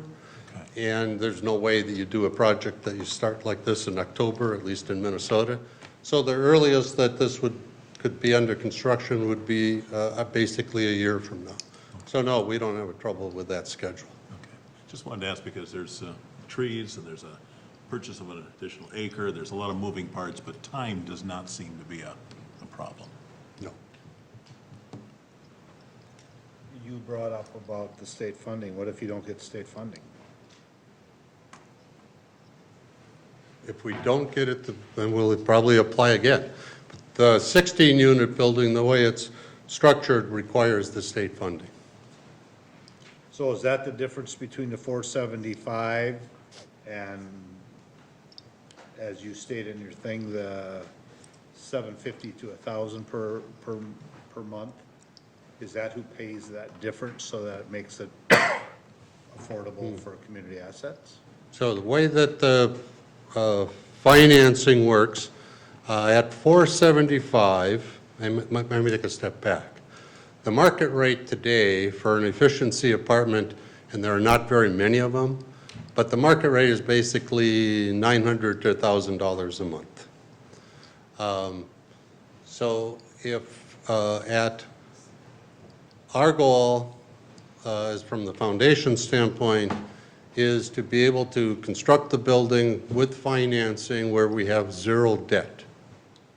So the plan that, or the program we're applying through the state, it's called their something housing loan program, where it's technically a loan through the state at very competitive rates, which is a 0% interest and no payments for the first 30 years. So First 30 years? Yes. So you get this forever? The first 30, well, there's no interest, and for the first 30 years, you don't make any principal payments. Just to put this in perspective, there's a very high priority at the state to develop units to serve people coming out of homelessness. So they've created programs that are very attractive for developers to step in to do it because there is a shortage now. This is actually identical to the financing of some of the other projects you've seen. Probably the most public one has been the one in Edina. It's really identical to it. So with that financing, the operating costs will come, well, we will lose money every month based on 450 to 475, and because we're paying, you know, a project site manager, there is a professional manager that we would have on site. We're paying for the counseling, we're paying utilities, maintenance, upkeep, and those types of things. So through the state funding program, one of the requirements is that you have to have 100% of your required equity into the project, and you have to have adequate cash reserves in a checking account, basically, that would cover the first 5 years of forecasted losses, if any, and you have to have a plan to fund the first 15 years. So that's part of our application process, that we have to show them that we've done that. What happens if that funding goes away? It's a loan. I mean, you have a 30-year commitment. They provide all the funding up front, and so it goes towards the actual construction cost of the building. It's just that they don't start repaying it for a long period of time. So I'll give you the exact number. It's $1,875,000 loan from the state of Minnesota that's to the Community Asset Foundation based on those terms. Matt, you said that the state has a high priority on this kind of project in order to give that kind of loan. Are we hearing that this is the exact it's a match? Well, I mean, there's all different kinds of ways that developers are incorporating it in. A lot of times what we see is similar to what Aon has done, where They might go in and they might have financing for certain affordable housing units, some very affordable, some homeless units, and they're getting different pots of funds for each. What the state has said is that there's a shortage of affordable housing, there's a shortage of homeless units, so every area that they've sort of seen shortages in housing, they put pots of dollars to be available to be able to get towards those. So it's hard to say this project's an exact match because, you know, the objective overall at the state is to help reduce the number of the shortage that they have in there. But there definitely is a emphasis of that at the state level. The words exact match were intentionally unfair to you, but I wanted to see how you handle it. I wanted to see. I don't know of anything that's an exact match, but. I want to see how close we were coming a match with the goal of the state. Well, Sounds like and it's keep very in mind, close. one of the things that, you know, typically these are not funds that cities apply for. These are funds that developers apply for. And so, you know, we don't get into the details of understanding exactly what the requirements of the program.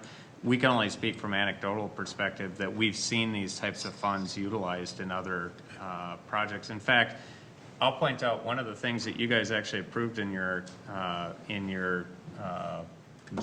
consent agenda item was stuff that we'd already talked about months ago, but was support of the family units for the school district for homeless family units. So we had provided, we had those housing trust fund dollars that we had provided to the county CDA. They've purchased, Nate, 2 houses now, and so they're actually going through a very similar process to what these guys are to try to get dollars to support the 3rd and 4th house. Well, this would be dollars to go towards land trust expansion. Oh, that's right, yep. Which is a separate program. And so, so it's basically taking these housing trust dollars, putting into it. What they call this process now is the super RFP process. And so it's basically all these state agencies bring together all their programs into one. You apply, and then they sort of fit you into the pot of where your program best fits. So actually, the super RFP program we have done through the land trust. Kevin and I worked on that probably 15 years ago. So we've utilized that application program, but typically it's developers that they end up getting these funds. And actually, that's really a good point, Matt, is that technically our application is to the super grant fund that everybody has to apply as the first week of June. And it's possible they could allocate other funds to the project. The way that they go through these is they go through and rank them all. And then after they've ranked them, they figure out the best pots of money for each of the high-funded projects. We early on, we realized that this was a very complicated process, and so even last time around, we engaged a consultant that just does these for nonprofits. And so we've done enough work. We know which pot of funds we think that this is going to fall into, and we have a very good sense of how well we'll rank. And we are very optimistic that this will be a project that gets funded. Dave, you mentioned a property manager on site. Is that 24/7? No. Is that a property management company or an Right. individual? So it's a company, and it's actually a requirement of the state that we have to have a professional third-party property manager, and that manager has to be experienced in this type of clientele. So that manager hasn't been finally selected yet, but it's one, we know who's made proposals, we have, and who we will select from, but that'll occur between now and the time that we build. So I have a question. So let me just make sure I understand the economics of this. So DDK will own the market rate units, and Community Asset Development will own the... I would expect DDK will develop the market. Develop. Who would you... Somebody, they may well sell it, Okay. just like they build a house and sell it. I mean, there's investors that would come in and take out the apartment. Okay, so they would be owned by separate legal entities? Yes. The property management, would that be, are we speaking of the property management for the supportive housing, or is it for both? So we are required to have a third-party professional manager, and we have to identify that entity by the time we make this application to the state. But we could change during construction or afterwards. So that is one of the options, is that because we don't know how they would be managing it. That would be one of the options in the future, is to jointly manage. It's probably not likely, though, because there are some requirements that we'd be looking for in a project manager that they may not. For example, that they would have managed a facility that's for supportive housing. Okay, now, like, playing on the thread a little bit of the economics. So you mentioned earlier that at the $475 a month, you'd be losing money because, you have the debt payments, you have utilities, property management, all these other expenses. What's the, at some point, there's this, effectively it's a negative cash flow situation, right? So what's supporting that negative cash flow to keep it? So, by the way, it's not me losing the money. No. It is the nonprofit foundation. So the Community Asset Foundation, I gave you a little background. It's an entity that was formed 11 years ago. It has assets today of about $15.5 million, primarily coming from 5 senior assisted housing projects that they own. They've developed actually 6 of them. One of them got sold off. The foundation has cash assets of over $800,000.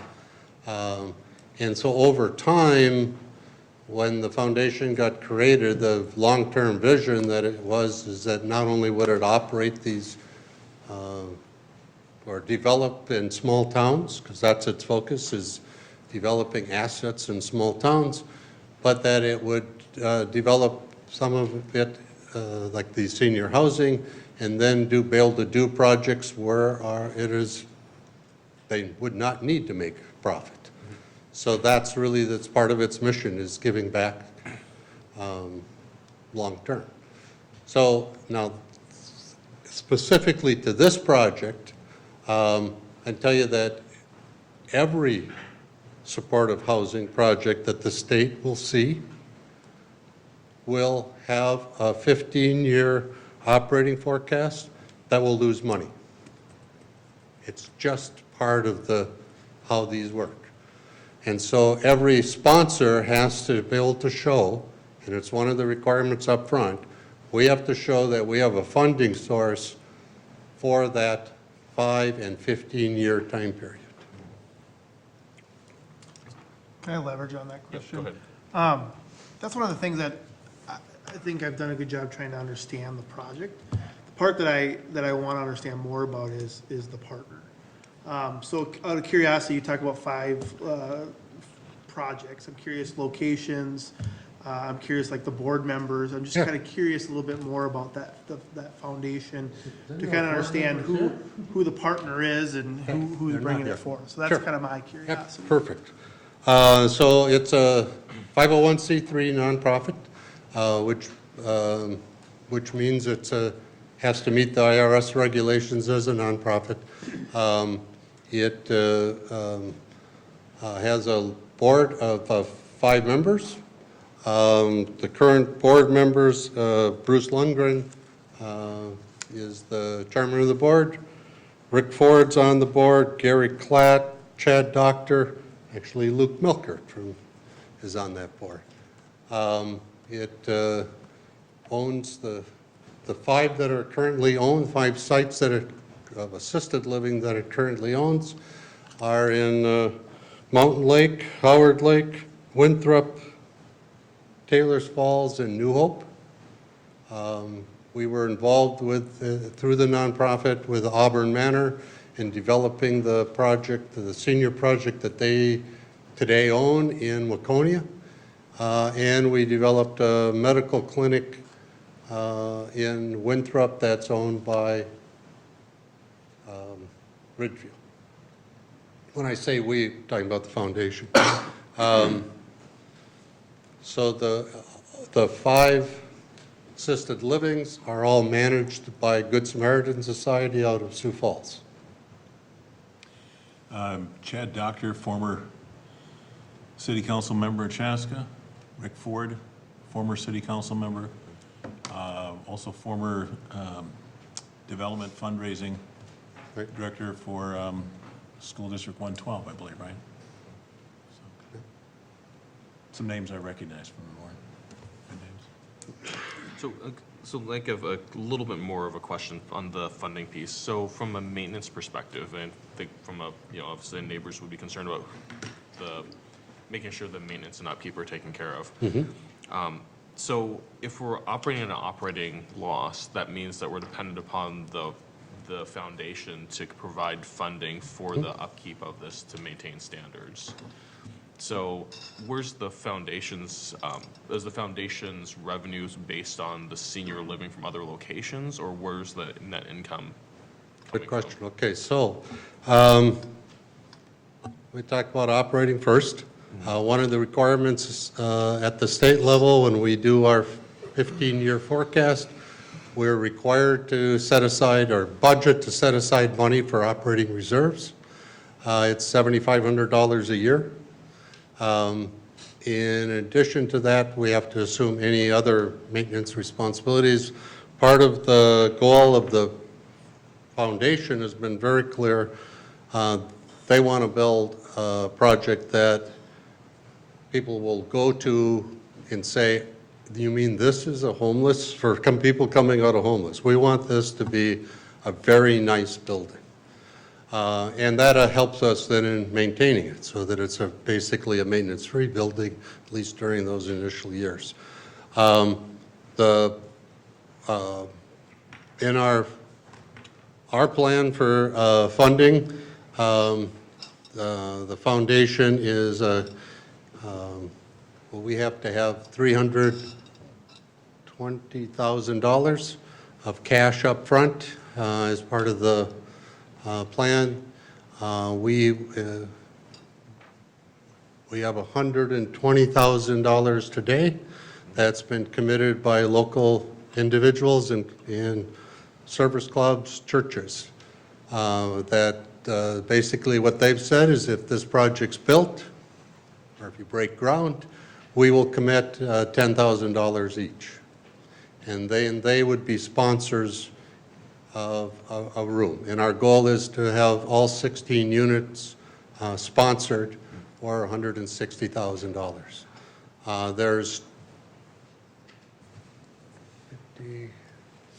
There's 200, a little over 200,000 that the foundation has committed. We are, the land, we have a commitment from the landowner to donate the land. So from a financial standpoint, the day that we open, not only will we have the debt 100% paid off, we will have adequate reserves to cover any operating losses for 15 years. So I would challenge some other developer, a for-profit developer, to say that they've ever done that.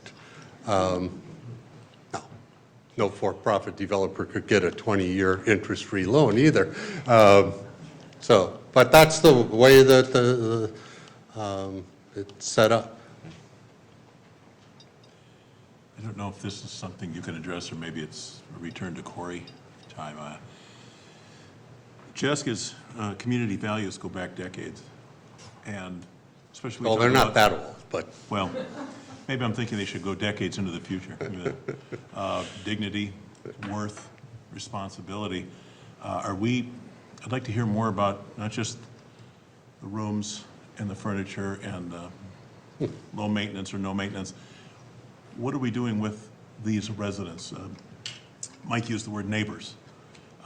What should the neighbors know? What should the council know about what are the services? It sounds like a nice building, some place to live in. What goes on in there? Well, I'll let Corey comment, but I want to make two things first. Two things that are really critical to what we're doing. Every one of the people that are coming into this building are coming in with a social problem. They're homeless. The day they move in, we solve that social problem. They're not homeless anymore. So imagine, imagine me at 22 years old and homeless and working part-time maybe. Would I really be a contributing member of the community? Or would I potentially be one that might be a problem? Actually, I think I'd be in the second category. And if I was homeless, I think there would be some things I would do that the community might not like. So that's the first thing we're doing, is we're solving day one, immediately, a social issue for 26 people. The second thing that we're doing, For how many people? are 16 people. Thank you. The second thing that we're doing with the department is, and Corey can talk, I think, well, there are a number of youth, young adults today that they're serving.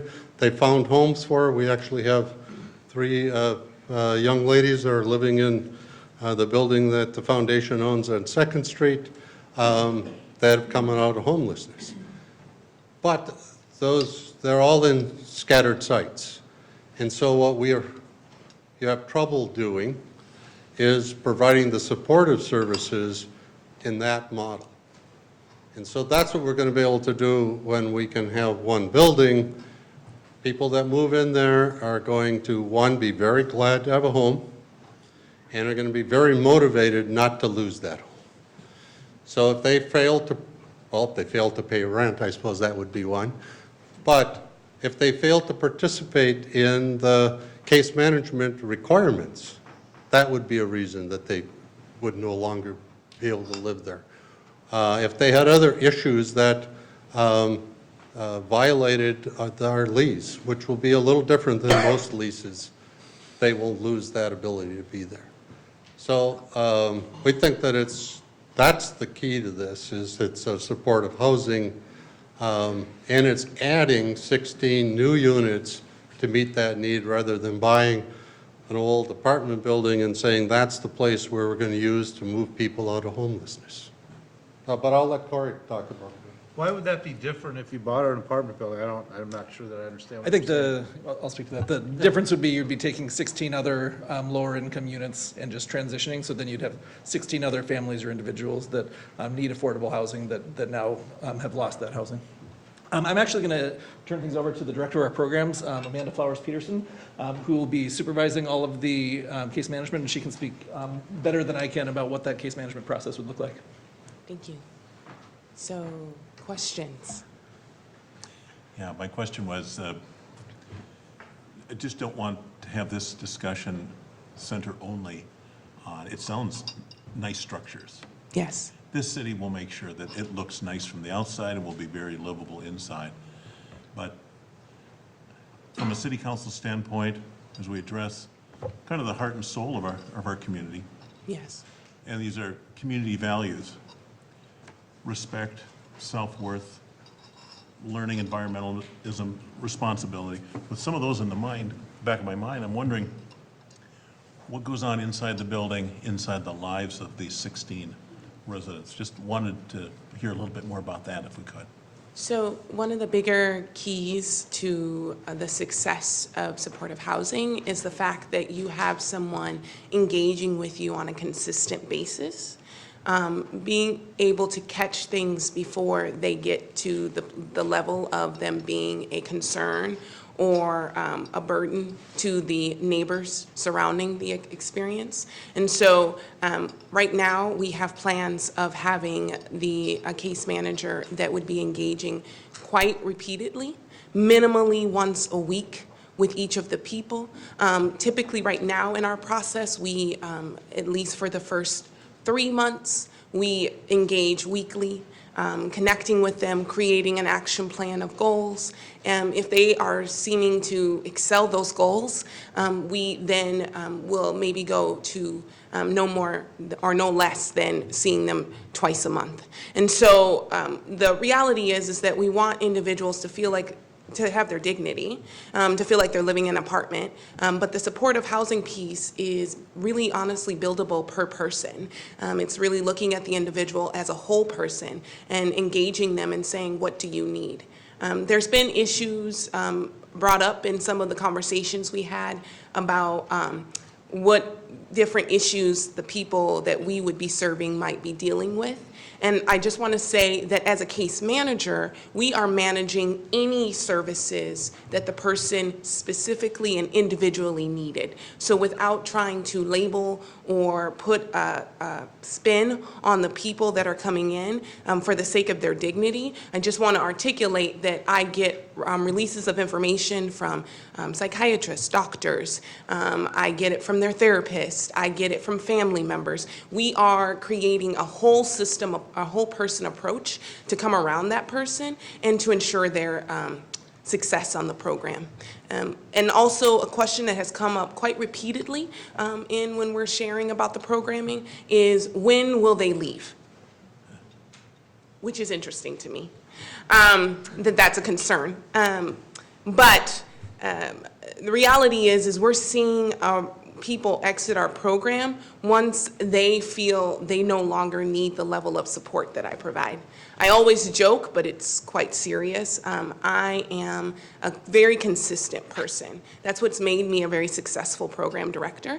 I engage with people. I am not a beat around the bush fluff person. I give it to you straight. All of my people have my respect. I've earned their respect because of that demeanor.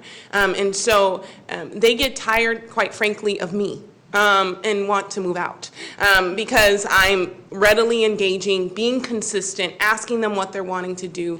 You said that you'd love to go to school for cosmetology. I mean, we're dreaming together. We're doing things that are not possible in crisis. And the reality is that we're not actually realizing that homelessness is not a label on a person or a people group. It is a crisis situation. And so when you are in crisis, you are in fight or flight. And what you do in fight or flight is for survival. But once you get into housing, I typically do see people need more dense support. But once they get out of crisis, they notice that they can be avid providers without that support, and the relationship that we've created ends up being just as minimal as touch point. They call me and, hey, I have this landlord who's being really mean. Can you do your thing, Amanda, and give him a call? You know, and that's how we continue our relationship for the years to come. And I want to ask a follow-up question. This could be so stupid, Sony, but just forgive me. Work with me, Amanda, on this one. Yeah, absolutely. I'm here for you. Between you and Corey, and would you be bringing in clients who have needs you've never faced before or are not qualified? I'm not sure what the best, you know, you're good at what you do. Would you be making sure that those are the clients, you can handle the clients? Do you know where I'm going on that? I do. Let me differentiate. So again, we don't provide treatment. So the measurement of what we can handle or not is based on what we can coordinate. Okay. I just want to keep that clarity. Does that make sense? Yeah, And you did a lot better job than I did.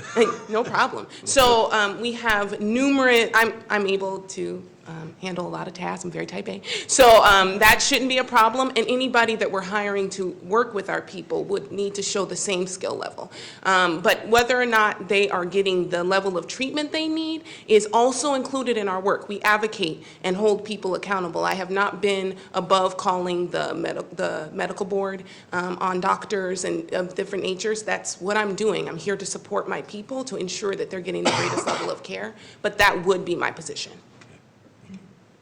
Yeah. Any more questions?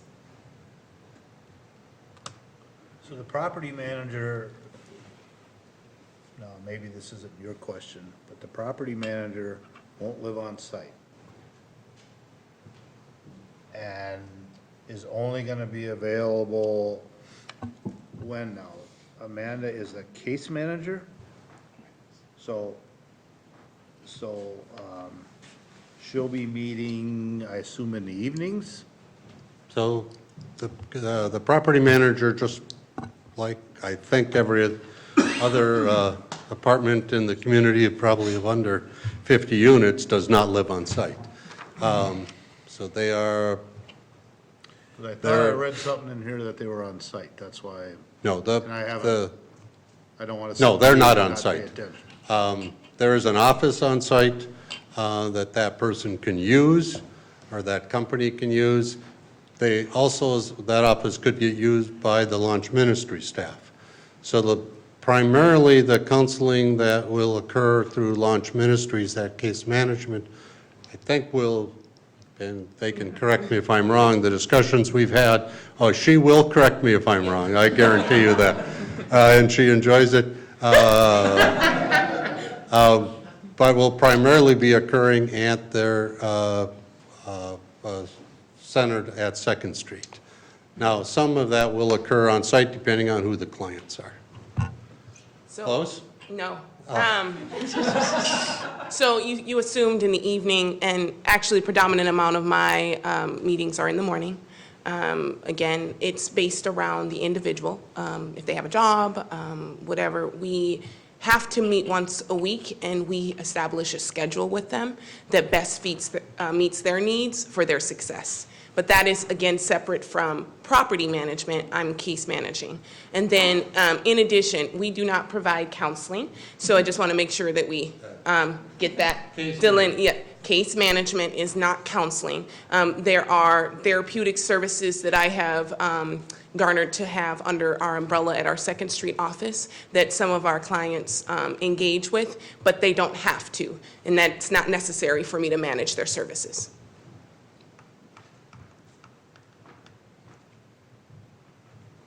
Other questions?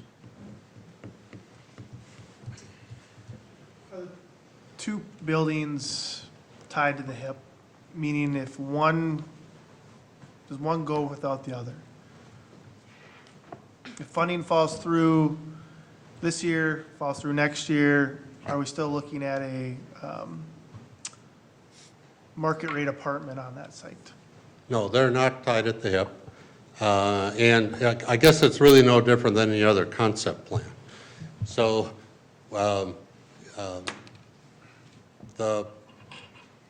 when we get to kind of that next step, site and building plan, the preliminary plat, rezoning, all of that occurs, again, probably late this year or next spring. On some of those, then, that may be a time when some of it will become firm on timing for the construction. But, no, we're seeking a concept plan, a direction that we would then go in and work to implement. Thank you. So you had stated earlier, David, that if the bus shed stayed there, that the 26 unit would be a little bit more of a challenge because of traffic. Yeah, Would the 16 unit go? Sure.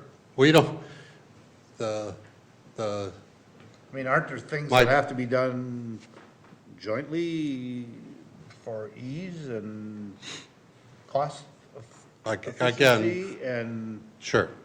When we get to the preliminary plat, final plat, development agreements, those kind of things, I would expect you're going to have to develop both pad sites at the same time. Again, we're kind of 12 months down the road at this point, but my comment about the 26-unit building and the relationship to the bus garage is based on the very preliminary discussions we've had with potential and ultimate owners. One of the things that gets brought up is, well, we don't know if we want to be next to the bus garage.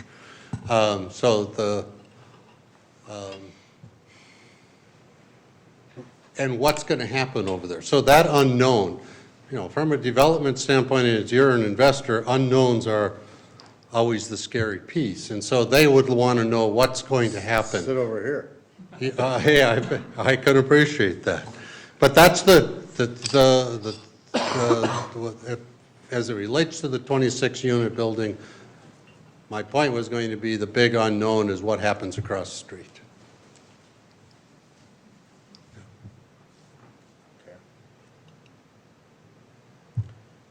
Because it's just, and maybe diving in this deeper than we should, but there's just, I mean, I just feel that there's a lot of questions that have to be answered, and everyone says that, oh yeah, they're all doable, but there just seems to be a lot of questions that keep taking us in deeper in this thing, as I listen to questions being answered.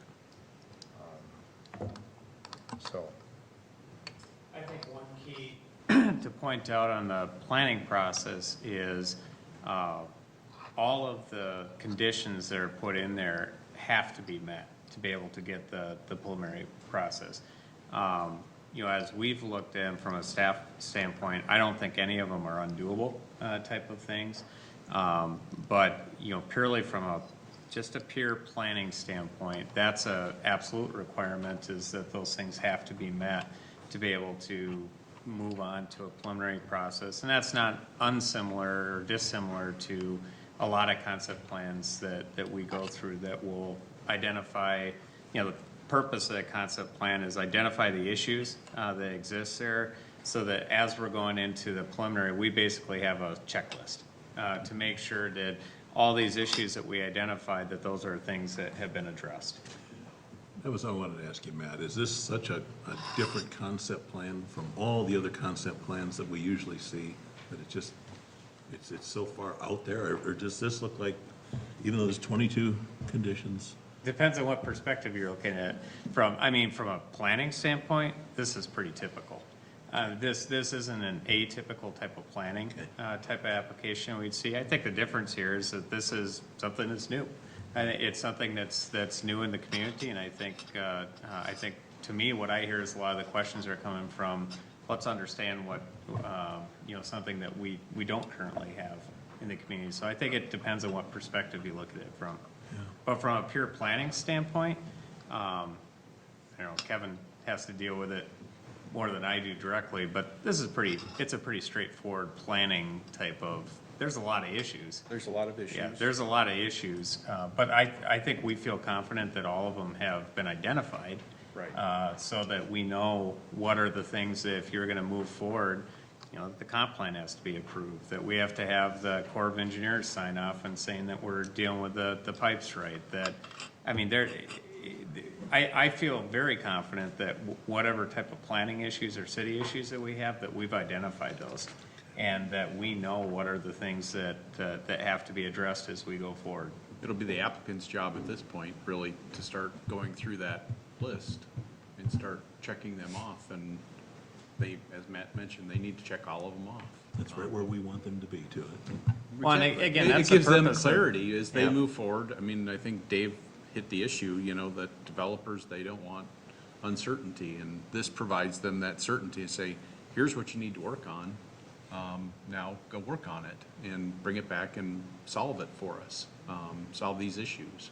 And if you're unable to solve something, well, that's either you got to work on it more or it stops the project. And that's not any different than this project or any project. Typically they work through them, and some take more time and more effort than others, but that's not unusual. I think I'm pretty confident that we've identified the issues in this case that need to be addressed before this can be moving forward. I think one of the things that, and Nate brought it up to me as we were sort of discussing this, one of the things I think is very different than 2 years ago is when we looked at this 2 years ago, there had been no planning process. So basically, you know, we were looking at supporting something that really nobody had really seen, nobody really understood. To me, the difference here is that, you know, that this is our typical planning process. And so this project is going through what that typical planning process would be, so that those issues can be identified. I have one more question. So earlier, I think either Corey or you, Dave, mentioned that there's part of the purpose of this was to consolidate the services into one location. How many clients are currently served through supportive housing currently? So we currently have 12 clients in our scattered site program, which I believe 6 or 7, I believe, are in downtown Chaska, and some of the apartments that are around, and the other 5 are kind of spread throughout the, either elsewhere in Chaska or throughout the county. So would those effectively be consolidated down to a single location with a net add of, 10 or however much? No, or- that's not the plan. The plan is that we would, yeah, the plan is that these would be added. There may be, frankly, we often find that many of the landlords that are willing to rent to our clients have subpar apartments, so there may be some of our clients that we would really rather see in a nicer place, but the majority of them, particularly like the ones that are above our current space, will maintain that housing, and so this would be a net roughly 16 new units. Of the, I don't remember, was it 26 or 36 identified? 67? What is it, 60? 67? Who picks the 16 that get to do the housing? How is that determined? And somewhere in there, you talked about how a spot is filled if no one from Carver County meets that need. How does all that happen? Because this talks about, we continue to talk about it's Carver County, it's Chaska, and then all of a sudden we're talking about that it's not. And if you get state funding, how do you determine that somebody that has more of a need here that might live in Scott County, what prevents them coming in here? And now it's all of a sudden, before long, it's not Carver County. And that's the thing, that's a hard sell for me. Because I hear that this is such a great thing because of all the people in the community. The next thing you turn around, it's not our community residents anymore. How do we guarantee that? How do you pick? How do you determine that? How does it stay? Well, first of all, thanks for volunteering to being on our board now. Because that's who will make this is a locally owned nonprofit. But there has to be some criteria. Our board will set those criteria, and we have publicly stated what those criteria are. Liz had them up on, I won't go through them. But one of them is we will give preference to people who are coming out of homelessness who have some relationship with Carver County. Either they lived here before, they went to school here, or they work here. But that's, to me, that's really broad, because they could be here for 6 months, and you have somebody that's lived here all their life. Yeah. And the need, that's the part I don't understand it. I get the connection, I understand that. Sure. But there's still some people that are in more needs than others, and that could change that, I think. Well, I'd suggest they're all, today, the people that are moving in, they're in our community, whether they've been a resident or, they're not residents because they're homeless. Are we saying Carver County, or are we just saying Chaska? Because I look at community as Chaska. And we're saying Carver County. Okay. And that they have to come through the launch program, and there's a set of other criteria. So this is not a program that's being run by a group from the outside. It's not Beaconhausen, it's not the Union Gospel Mission, it's not Common Bond. It's a local nonprofit that will own this facility. And I understand that, And- but it's the state money that makes me be concerned, because state money then gives you different criteria, doesn't it? Not the way that this is set up. We have absolute control. Now, we have to operate it as a supportive housing. So, again, I would suggest that no developers ever fully shared their finances as much as we have, and we're really glad to do that. But I expect that's not the normal public process. But if during that 30-year period, we didn't meet the criteria of being a supportive housing, that changes the way the loan is, because now we do have to start making payments on the loan. But I would also suggest that once this is up, we will not have 16 units vacant all at one time. We will have a unit this month, 4 months from now, 6 months from now, And that selection process will be then, it's sad to say, I expect we will have more than one person on the waiting list looking for one of these units. So we will need to set criteria of how they get selected. And not only will it be that they have a relationship in Carver County, there's going to be other criteria that we're going to look for. And all that criteria will then get set by our local board. And then given, with Corey's and our project manager's input, but it's not a set of criteria that the state says, here's your mandated criteria for selecting tenants. It is our decision. So if I can speak also, Mayor Winchell, I know last time around you were very concerned about youth coming in from the city or from kind of outside of our immediate area. So again, the current waiting list as of like last week, there were like 66 or 67 young people, 18 to 24, that are currently on the waiting list for supportive housing programs. And then if you took Scott County in, there's another 70 or 80. So even though we're not considering Scott County, that gives us like 140 that are, Carver, Scott. Our current housing program, we have a contract only with Carver County. And so when we, kind of the way the process works, which would be the same as for the one set of 8 units, there's an assessment process that we take youth through. We are what's called the coordinated entry site for youth for Carver and Scott County. And so the way that works is youth come to us who are experiencing homelessness. We go through this coordinated entry assessment, which places them on those waiting lists. So we assess them, we determine the level of risk and level of need, and that kind of orients them on the waiting list. When we request a client from the waiting list because we have an opening, we are allowed to differentiate criteria based on what that opening is. And so for us, we can very easily say we need a Carver County youth to match this program. That's what we plan to do for this project. That's what our contract is, again, with the current scattered site model. So again, with 16 units, we fully anticipate that we'll be able to fill them just with Carver County youth. For sure, once we're going, if we have 1 or 2 that overflow into Scott County, that's certainly possible, but highly unlikely. Once we're up and running, that waiting list consistently maintains 50, 60, 70 youth, because new youth that experience homelessness get on the list. When we have an opening, we'll go back to that Carver County list. And so ongoing long into the future, this will be serving Carver County youth. So you kind of hit on it there. You talked about that in my staff, or in the staff report here, it talks about that the Carver County's current contract is 18 to 25-year-olds, but we're talking about 18 to 29-year-olds. So is that 18 to 25 or 18 to 29?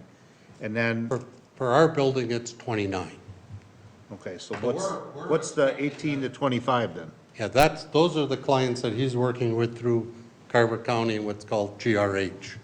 Yeah, It's a so funding source. So we would maintain that 18 to 25 for those first 8 units that are as part of that same contract with Carver County. And then the second set of 8 that has more flexibility, and we would broaden that to 18 to 29 years old, which is who we serve at our drop-in center.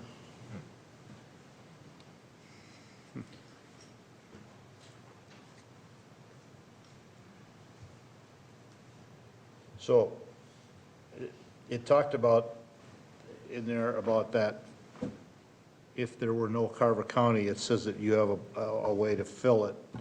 What is that filling involved? Is that Scott County, Hennepin County? What does that mean? So we didn't have any youth in Carver County that met the criteria that we were looking for, that they were homeless. Where would we find tenants? I don't know. I'm just going by what it says in the staff. The next priority then would be through our coordinated entry, which is Scott County. The two counties have what's called coordinated entry that they do together. Does Scott County have any kind of a program like this? Today, no. They have some scattered site housing for both families and people like you. There's discussion. I believe there is an application that's similar to this that's in Scott County, and there's one in Minnetonka through the state application process.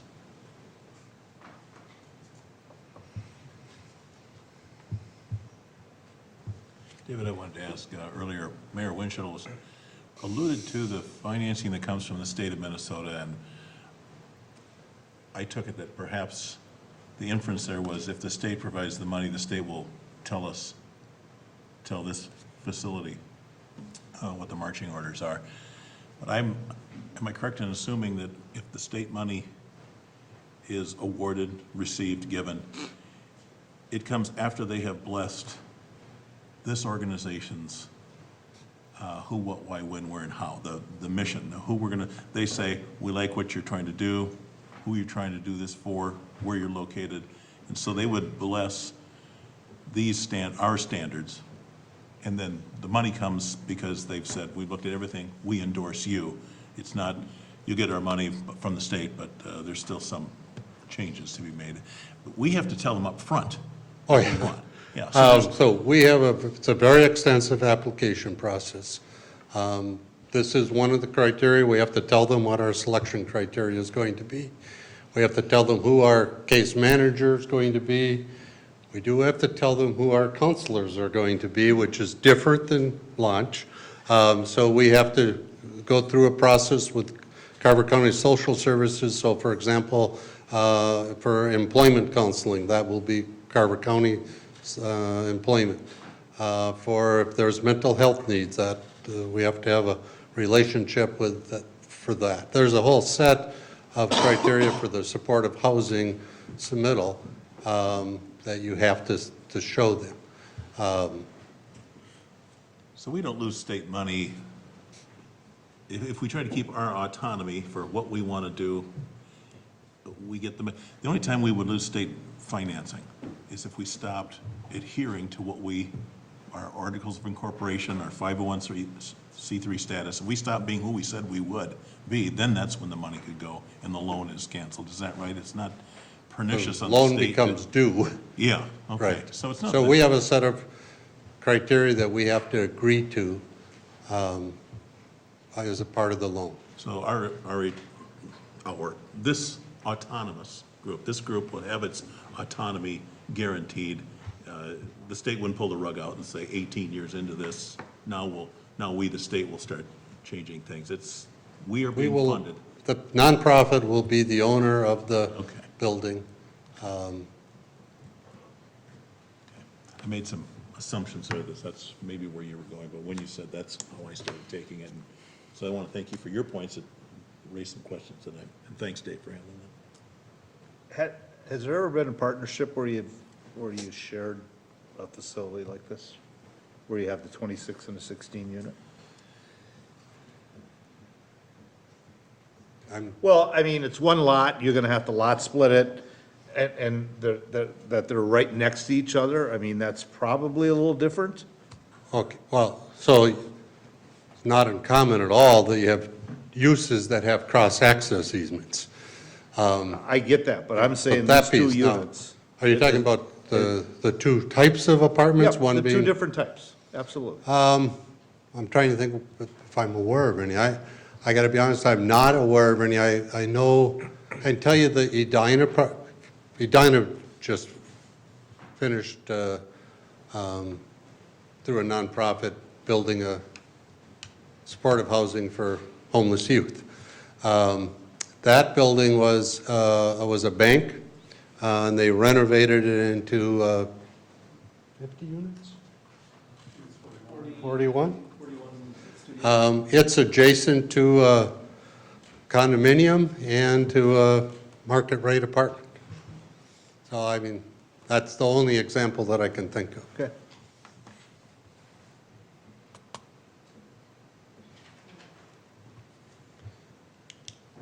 So if someone loses their job somehow, and I'm just throwing this out there, is able to pay the rent, can they stay there?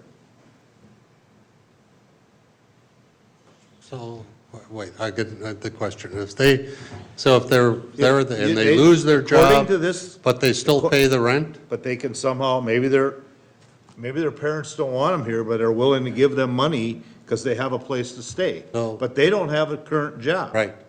does that allow them to So stay we there? will have the You talked right- about that they just had to pay the Right. rent, So but I the- know the criteria was working, so my question is, they don't have a job, can they do that? So the lease will provide, that's one of the criteria, that they have to have either a job or a funding source, because somebody comes in and they're a part of the 8 GRH units that Corey's currently working with, those people may not have jobs, but they're getting county assistance. If they don't have the ability to pay or a job, we will have the ability to terminate their lease. We may choose, in talking with our project manager and with the case manager, saying, no, that for this case, we shouldn't do that, because whatever the reason is. So that'll be a decision then that'll have to get made.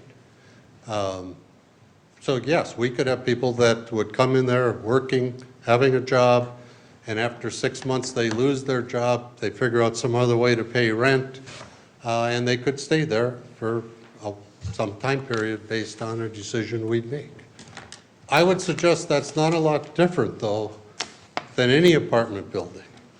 I've actually owned duplexes, and I've had people live there when they didn't pay rent for a month, because I didn't want to go through the process of evicting them. No, I mean, I get that. I was just curious if that, because I thought one of the stipulation is that you're supposed to be working. And I didn't know if Right. somehow, but if that's a possibility that can happen. If they can stay in that building. Yeah, I think part of the idea of in being employed as one of those criteria is entrance criteria.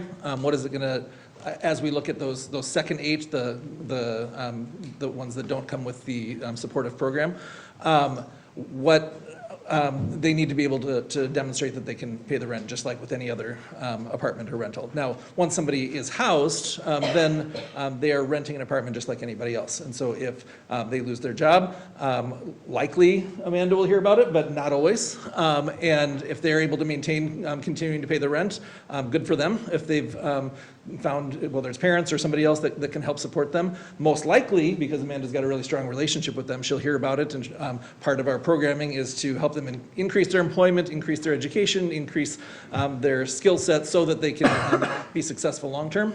But would they be evicted or kicked out because they lose their employment? No more than anybody in any other living situation in town. Okay. And it was kind of touched on, there is no, that people can stay there as long as necessary, correct? There's no, you kind of touched on it, you don't like to hear that? It is not a transitional housing model. Transitional housing model has an exit date. And again, this is focusing on individuals who are in crisis, which is what homelessness is considered. And as soon as you put an exit date on there, they actually statistically are proven to not try. They're literally maintaining their fight or flight response for the imminent exit that is coming ahead. We have a higher level of success and a higher rate of people no longer needing the support when we do not utilize that model. So it will not be that. There will not be an exit date. It will be just like an apartment building. Every year, they will be asked if they can renew the lease. If they can prove that they can continue paying for it, then we will continue on.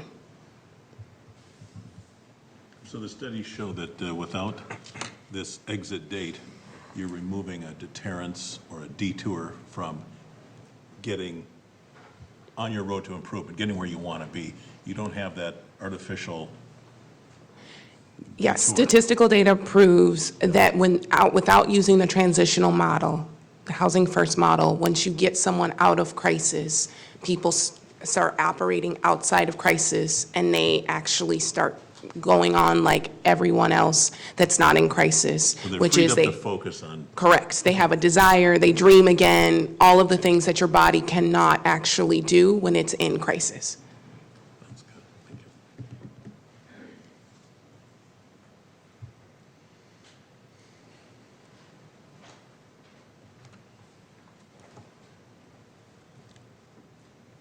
you. I've surprisingly I've gotten a number of calls from downtown residents that have now become a little alarmed at what's happening. And I believe that if it's lack of really understanding what's happening there. Has there been any now, we had conversations with the residents, I'll say, up the hill, but have we had any conversations with residents in the downtown area? Because that's now where my focus, where I've been getting calls, and you talked about that no one should have to fear about, and that's the fear that they're having. And, you know, if they're showing that fear, it's real in their mind. And has that conversation, has there been ways, and I know that it's hard to get people to bring them together to have this conversation, but have we made any concerted efforts to meet with residents downtown in the area? Because that's now where I'm getting the call, the concerns are. So we had a neighborhood meeting. We mailed our own notices to the list that the city used for, is it 350? We had sort of two criteria. We had 350 feet, so that's not just, it's Right. around the entire thing. But then there was also people that showed up during the last process that we had a list that we also provided them a courtesy notice. Right. But So we used, 90% of that was north of 61, let's just say. Yeah, but the 350 we had would have encompassed everything to the south too. Right. Yeah. so we used those two lists, and then we added 50 people, because we just didn't think you had covered everybody. So, and I'm not going to say it was exactly half, but it was about half of those were those properties that were, well, on this side of Chaska Boulevard, and then there was probably another 15, 20 that were up in the Highlands. So we had, of the people that attended our informational meeting, I would say was about half and half,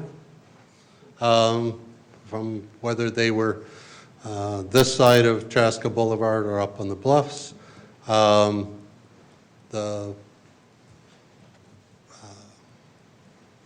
So we've obviously had a number of people that over the last year that have been aware generally that the project would happen, that we've talked to, but we clearly have not tried to keep away from sharing information with people. Mr. Mayor, I wonder if John, Ward 1 Councilor, you've had a listening session and you have a fairly robust social media outreach. What have you been hearing, if anything, on this?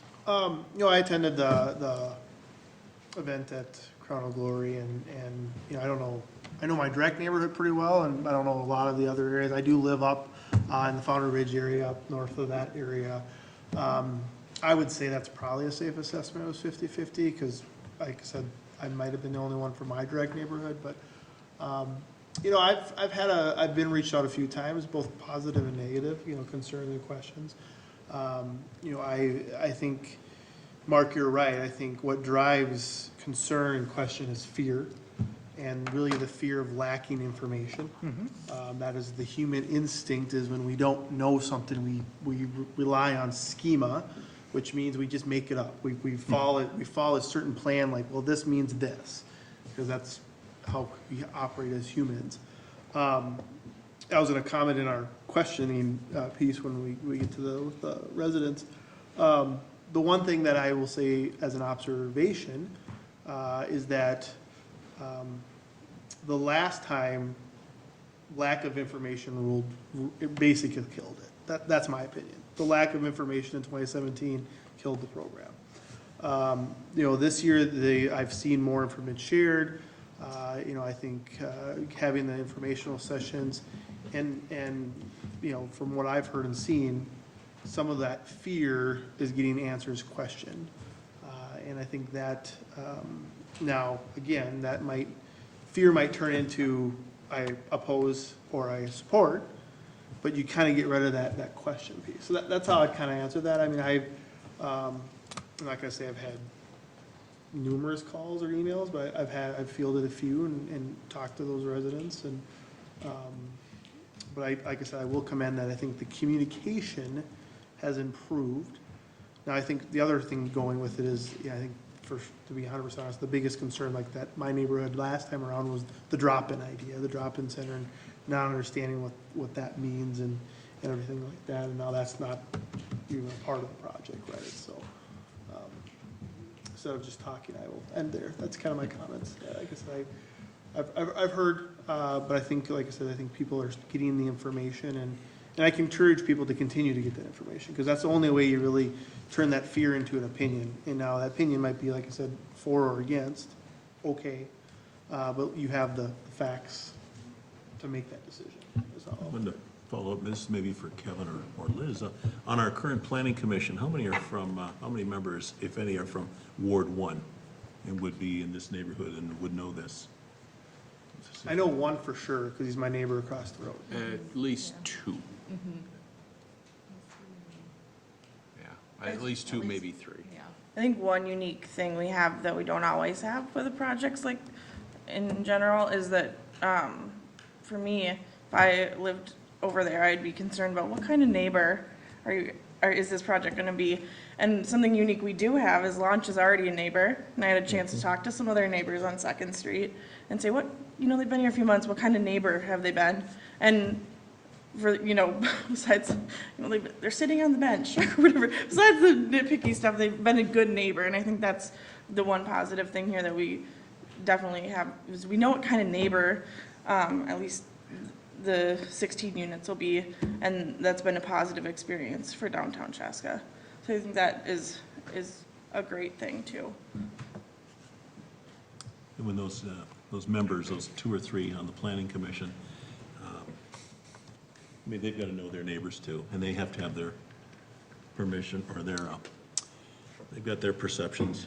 And if the planning commission was so unanimous, in fact, I was in the audience and it was very unanimous. There was very little fear, if any, of who the clients were going to be. So it is something that stuck with me.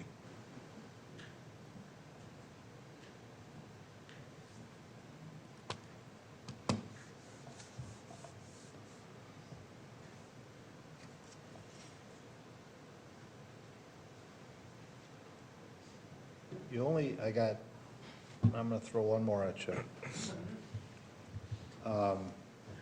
So we're 10 parking places short, and we talk about how most of the folks in the 16 unit may not have cars. And we're not close to the transit system. How will they get to their jobs? So, let me talk about parking. So, of the, we don't want to overbuild parking. Remember, these are all one-unit efficiencies. I'm not going to state that there will always only be one person. It is possible that you could, for example, you could have a young mother with a 2-year-old. That would be an exception. But that's this is not for couples. It's not for 2 young guys. Never gonna be couples? No, we will. Never? No. That's part of our. Are we sure? So remember, Mayor, this is being owned by a local nonprofit. We are going to set the criteria. And we've even stated at the Planning Commission, if that needs to be a condition, that it's one person per unit, we'll agree to that.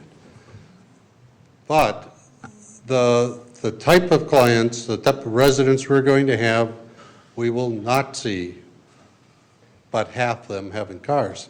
So transit is an issue to us. And so the way that we see doing it today is partnering with Southwest to what I call some type of a Prime on steroids. So maybe more of a scheduled service with Prime. Today, I can get transit service at my house by calling Prime. They'll come pick me up, take me to work. And we've had some very preliminary discussions with the Southwest staff, and basically they said, we're looking forward to working with you and figuring that out, but here's what we can do today, which is Prime. Corey, how is your, down on 2nd Street and the other homes, what have you guys got for transportation there? Yeah, so for our 12 clients that are currently in our scattered site program, 2 of them have vehicles. And so we definitely don't anticipate needing that many parking spots. I think that the nearness or farness from a transit station is pretty irrelevant because of how our youth use transit. So the transit system is designed as a series of spokes for people who work in the city to ride it in the morning and then ride it out in the evening. That's not who our youth are. That's not the jobs that they hold. That's not the way they use transit. So the way they use transit already is the Southwest Prime model, which is more the dial-a-ride. They're maybe working an evening shift or an afternoon shift. They're not necessarily traveling in on one of the spokes. They're trying to get to Chanhassen, or they're trying to get to Shakopee, or whatever. And so that dial-a-ride model is very much in line with how our youth currently use transit, and we would anticipate that for this project as well. Isn't there a possibility of $1 million shortfall? There is. That could very well go away, then what happens?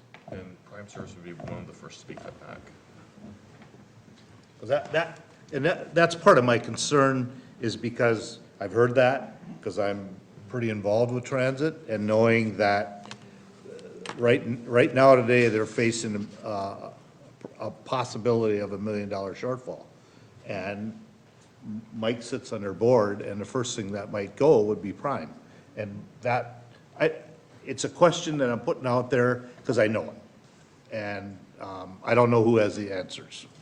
Well, I can tell you about what we currently have. Right now, also included in the case management is figuring out a consistent ride that is, again, a part of their success plan. And so is there a friend, carpooling?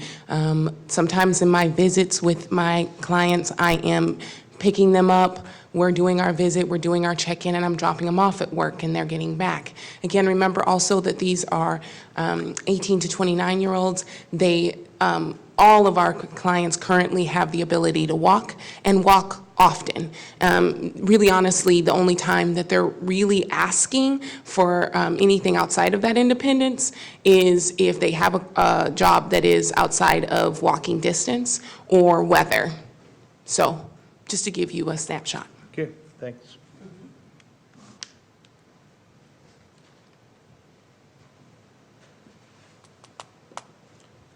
What else?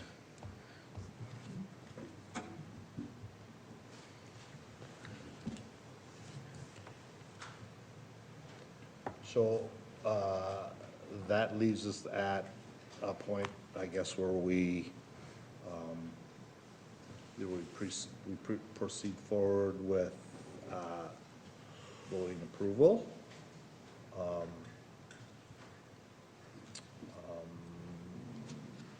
Unless there's any other questions or comments or. Absent any other questions or comments, I would like to make a motion. Well, just before you do that, I'm gonna, just in case there's somebody here that might have a different opinion one way or another, even though this really isn't a public hearing, I'm gonna allow some conversation if someone has something different to say than what we've pretty much heard here. I'll give you that opportunity here now, before we move forward, just to make sure that if someone's got a different voice, they say so. Yes, sir. You have to come up to the mic, say your name and your address. It won't carry on the microphone. My question is, by different, do you mean opposed to the proposal? Yeah, either way, yeah. I'd be in support of the proposal. I've worked for Corey previously, and I'd just like to provide an anecdote. Name and address, please, for the Yep, record. my name is Kyle Homestead. My address is 190 Larpenteur Avenue West. I currently live in St. Paul. I'm a recent graduate of University of Northwestern St. Paul in pastoral ministries, and I was an intern of Corey's with Launch Ministry between 2016 and 2017. Okay. So while I worked with Launch Ministry, I got to know a lot of the youth that we worked with. And there was one youth in particular that I got to know, and this person hung around after we were getting close to the time that our drop-in center was closing. And one of the reasons that I'm strongly in support of this is because there is a need for beds, there's a need for housing. And currently, Launch Ministry is not providing that. This person needed a place to go, and I would drive them around Chaska to find somewhere because they needed something. And I would take them to the bus stop across the street, a little bit down the street from Chaska Middle School West, so that he could sleep under the stairs. And I'd just like to reiterate, Amanda, what Amanda's been saying, which the primary issue here is having a bed and having housing. And if the concerns are, well, I don't want homeless people moving near me, well, that's a misconception because they're no longer homeless. Housing is the most important aspect of support and I guess what you would call being a more productive citizen, however you want to define that. And I would like to see us have a situation where people like me, former employee of Launch, not have to drive someone to sleep under the stairs at the bus stop in Chaska, but would have a place to stay and would have support. Another point I'd like to make is that the proximity to Launch Ministry and sounds like the conditions for being housed here, meeting with the, not counselor, case management, is that we establish a really strong relationship with the youth that they're working with. Because a lot of the youth that I worked with, one of the main issues was there was a great distrust and disrespect for of law enforcement and authority because of the feeling that they've been rejected and no one is supporting them. Launch Ministry is an excellent touch point between this demographic and this city government, this council, and other authority figures. And I've seen that through Launch Ministry, the relationships between the demographic and the authority figures is greatly improved. And then the proximity with the housing is just going to strengthen that greatly. That anecdote's just been running through my mind a lot as I listen to this, and I just wanted to share it with you. Thank you. You're welcome. Thank you. Thanks.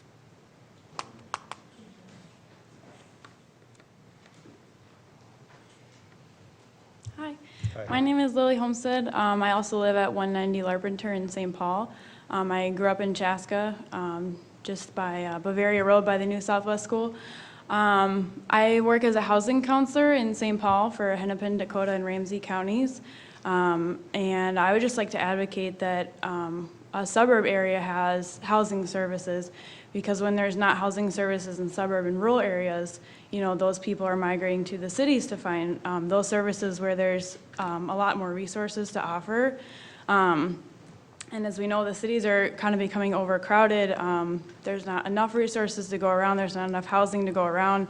So it'd just be awesome to see a suburb kind of take the lead with that and provide those needed housing services, especially in those critical ages of 18 to 29, where you can really give somebody a really good start into adulthood and launch them into a life of success. So yeah, I'd just like to advocate for that. Thank you. Thank you.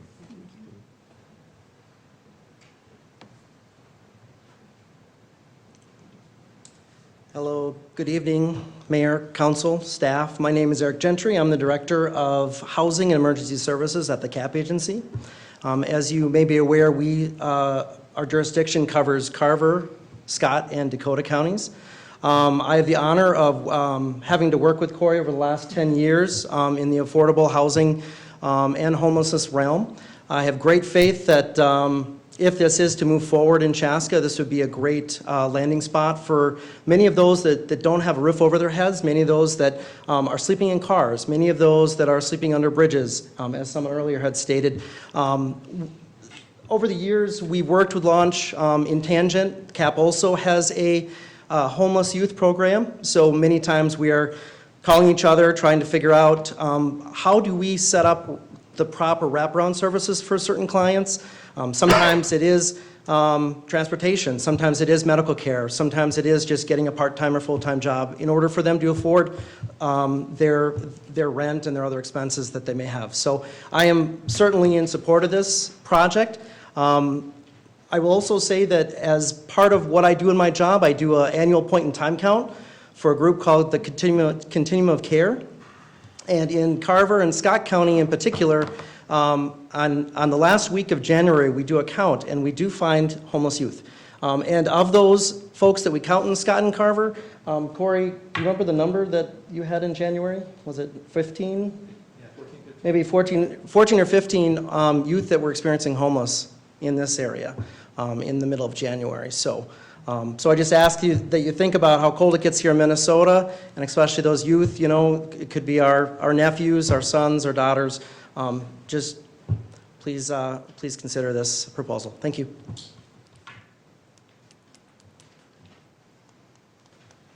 My name is Judith Bostrom, and I live at 2743 Faulkner Drive. And I stood at this podium about 12 years ago or 14 years ago when the Cloverfield Marketplace was just about to go up, and shared the same thing that I'm going to share today, and that is that any one of us in this room could be homeless very easily. It happens very unexpectedly. When I was 34 years old, I lived in Eden Prairie. I had a beautiful 4-bedroom home in Eden Prairie. I owned rental property in Minneapolis, and I also had a lake property in Park Rapids. And 4 beautiful children between the ages of 7 and 12 years old. When my former husband became very, very ill and was unable to work, hospitalized, and actually ended up leaving the family. During that time, my son, who was 12 years old, was also very, very ill. And I had to quit my job and be at the hospital for about 1.5 years as he was doctoring. And we just don't know what will happen with, it can be divorce, it can be illness of multiple family members. And I ended up having to sell my rental property, I ended up having to sell my lake property, and I came very, very close to losing my home. And the only reason that I didn't lose my home was because the county stepped in and helped financially. My church stepped in, my family members stepped in and helped. So today my kids are in their 30s, they're productive members of society, they are business owners, they have had success because I did the very best I could as a young mom, as a 34-year-old mom. But we need communities to step in and help in instances like that. And so I just am glad that Chaska moves forward and provides, in my neighborhood we have 12 Habitat for Humanity homes. We also have affordable housing in the Cloverfield Marketplace. I think I'm very much in favor of this project. I think that these young people, if they get some help and support, that they probably will have very successful lives, and they will probably in turn help others as they grow older. So I just would encourage the council to support this project, and I'm excited because I think it's going to happen. Thank you. All right. I think everyone's got up that's wanted to. So, what's your thoughts? Conversation? Discussion? You just want to vote? I'll make a comment. I think that overall, this is something that's needed in this community. There's one of the best things we can do as a community is to provide means by which we can keep young people in a state or help them into a better state, so that way they can grow and learn and be productive members of society, right? Because ultimately, this isn't something just to be a crutch for them forever. This is a step to get to that better place where eventually they'll start a business, have a nice home, and do all those things. And so, looking at it from that lens, this isn't the end of the line. This is just a step to get someplace better. And as a community, that's one of the things that I think it's really important that we provide those steps for people to move up that ladder to be successful. Because, you know, I'm sure you've seen some alumni of the program, you know, be successful, move on, and they're, you know, the program's still a young enough program. You haven't seen, like, you know, the multimillionaires come back yet, but, you know, at some point, hopefully there will be a few. And, you know, that's what we're, you know, that's why we do this, right? Yeah. Funny you mentioned alumni. I 29 years in higher education, and, you know, we live by the old bromide that your A students will be your, A and B students will come back and be your professors someday. Your C students, those are the ones that will be the big donors and the big success. And I also worked with Eric Gentry at the CAP agency, and we have multiple experiences where, and examples where alumni have come back, and they're now on the board, they're on committees, they're professionals in the field. So this is an investment. This is not a cost factor. This isn't a burden to a community. Chaska has tended to think big in the past. We didn't always have the community center. We didn't always have the curling center. We think big here, and we should continue to do this. And I think this goes to the heart and soul of who we are and what we are as a community. I mentioned earlier, I was asking, I think it was Corey and David had asked about, you know, all the buildings, the architecture, it made sense to me, but what I wanted to know, and I got answers, was what's happening with the people. And I think of those community values that these are enduring. Fads come and go, leaders come and go, the city council changes faces and names, but if we have a commitment to community values, especially things like dignity and respect and the worth of people, I think this is something that we do, and we feel very proud that we do it and watch good things happen. I comment that, you know, my observation this go-around from previous go-around is more individuals stepping forward and speaking in favor of it. And now I also know that doesn't mean that there are people out there that oppose it and just don't choose to be vocal about it. And that could be by choice or by comfort. And, you know, so I've heard conversations, and a couple things have stuck with me in those conversations that I've had with my neighbors, in particular in Ward 1, is, you know, a comment was made to me, it's like, well, I don't really think these people, we should invite these people in or move them in for the community. And my honest comment was that they're already here. Right? They're living here, they're living under the street, the steps. Now, okay, it's Carver County, so are they living in Chaska? Maybe not, but it's Carver County. So it's not like we're moving them in, right? They're already here.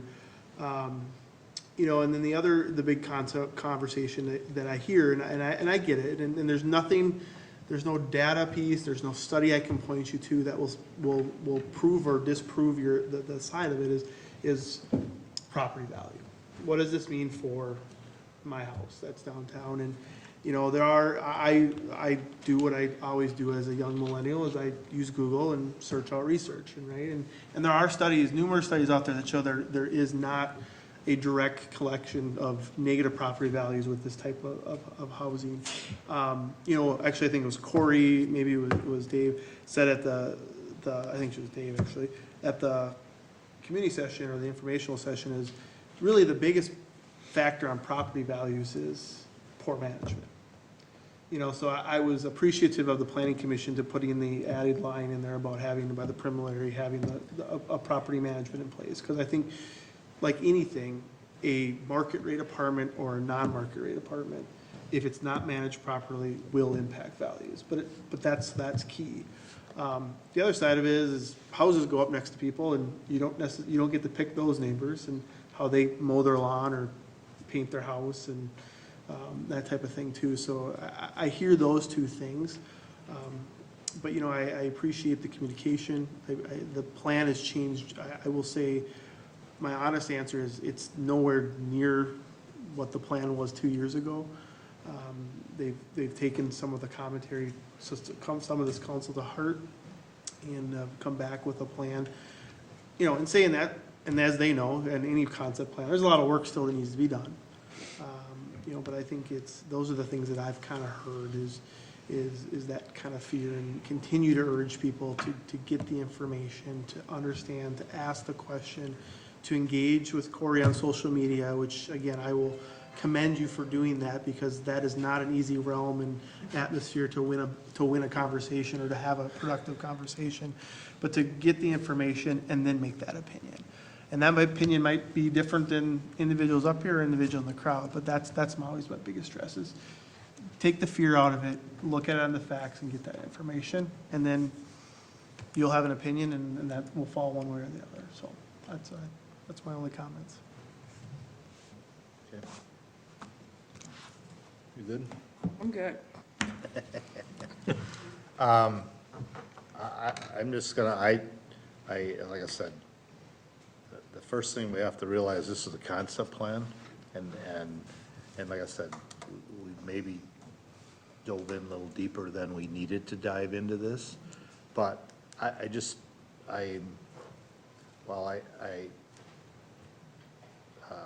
certainly learned that we have this homelessness out there, and there needs to be solutions. There's so many concerns at this site yet that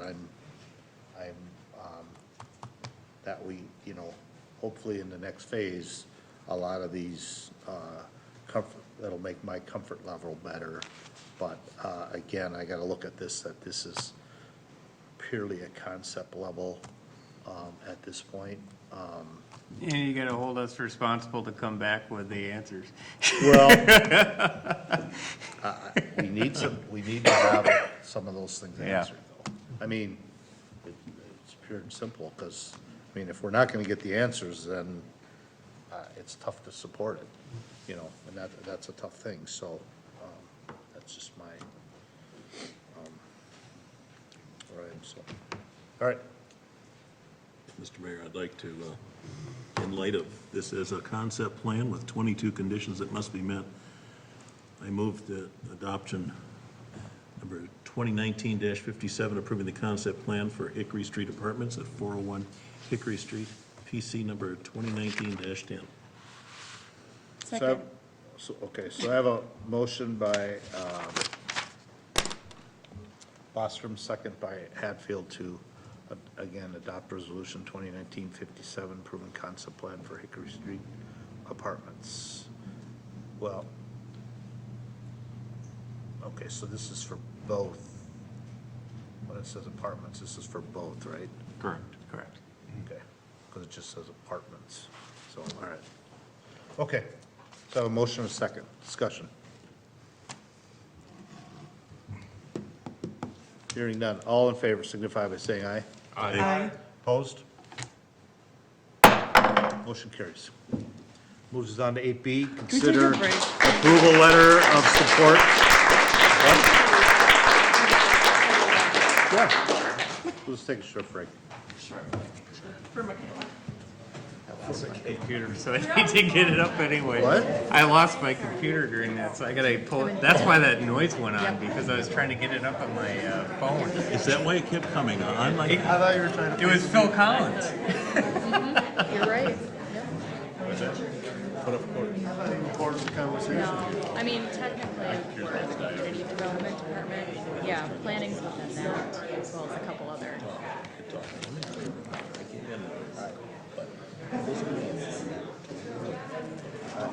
I just don't, I get it. They have 22 conditions.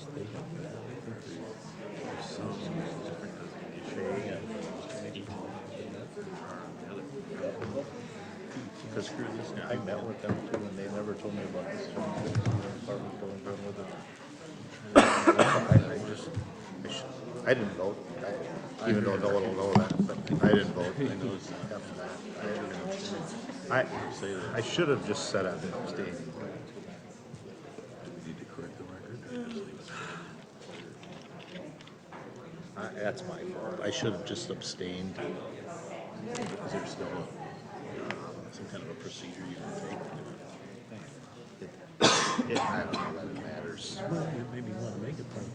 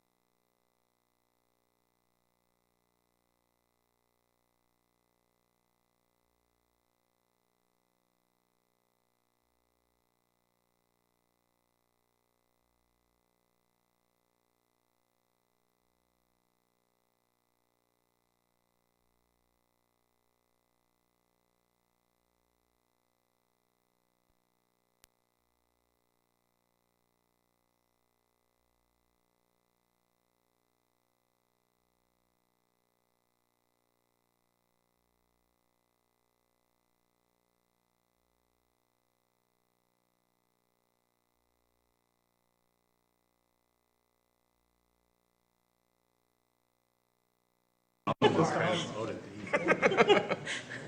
that say about Matt? Oh, I didn't mean to make that leap. It's got the emerging color to be. What are you saying, Mike? Are we go? Okay. All right. We're back. Moves us to 8B, consider approval letter of support for supportive housing for young adults exiting homeless project on Hickory Street. Mayor and Councilmember, the item in front of you tonight is in regards to the state super RFP application. One of the things that applicants are required to do is to provide a letter of support from the local municipality to be able to show, basically the state doesn't want to provide dollars to a project that a community doesn't want. And so part of their process is to make sure that the state, or that the city in which the project will be, is providing a letter of support for that project as part of the application process. I didn't draft it. I have a draft. I didn't put it in here because I wanted to be able to hear some of the comments that might come from this, to be able to incorporate them into that. But my suggestion would be is if this is something that the council would support, we'd move forward tomorrow, get that letter in place, and then just authorizing staff to draft it and the mayor to execute it. We certainly could provide a draft to people so that they're able to see it.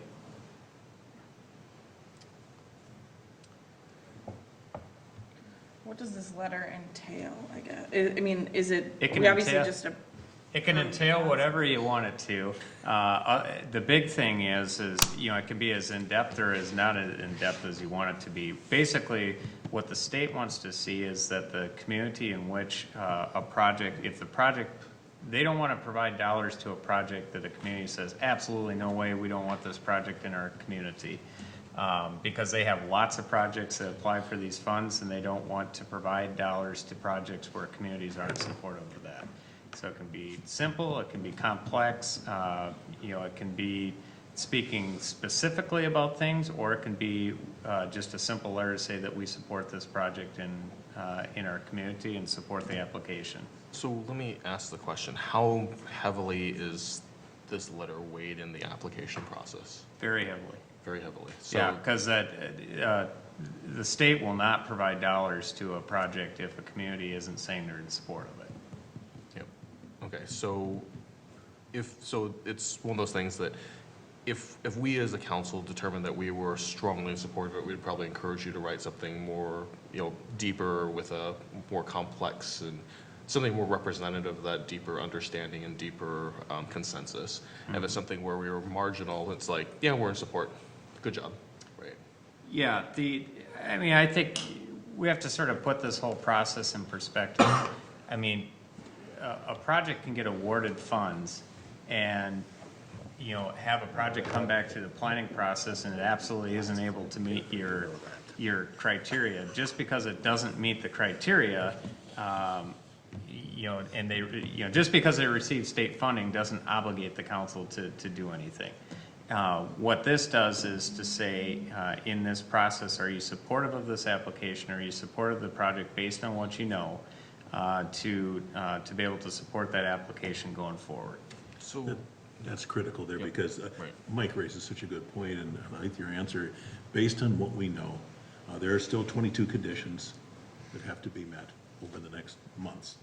So yeah, I would encourage a very strong, enthusiastic letter based on what we know of this project. And I couldn't begin to write a letter.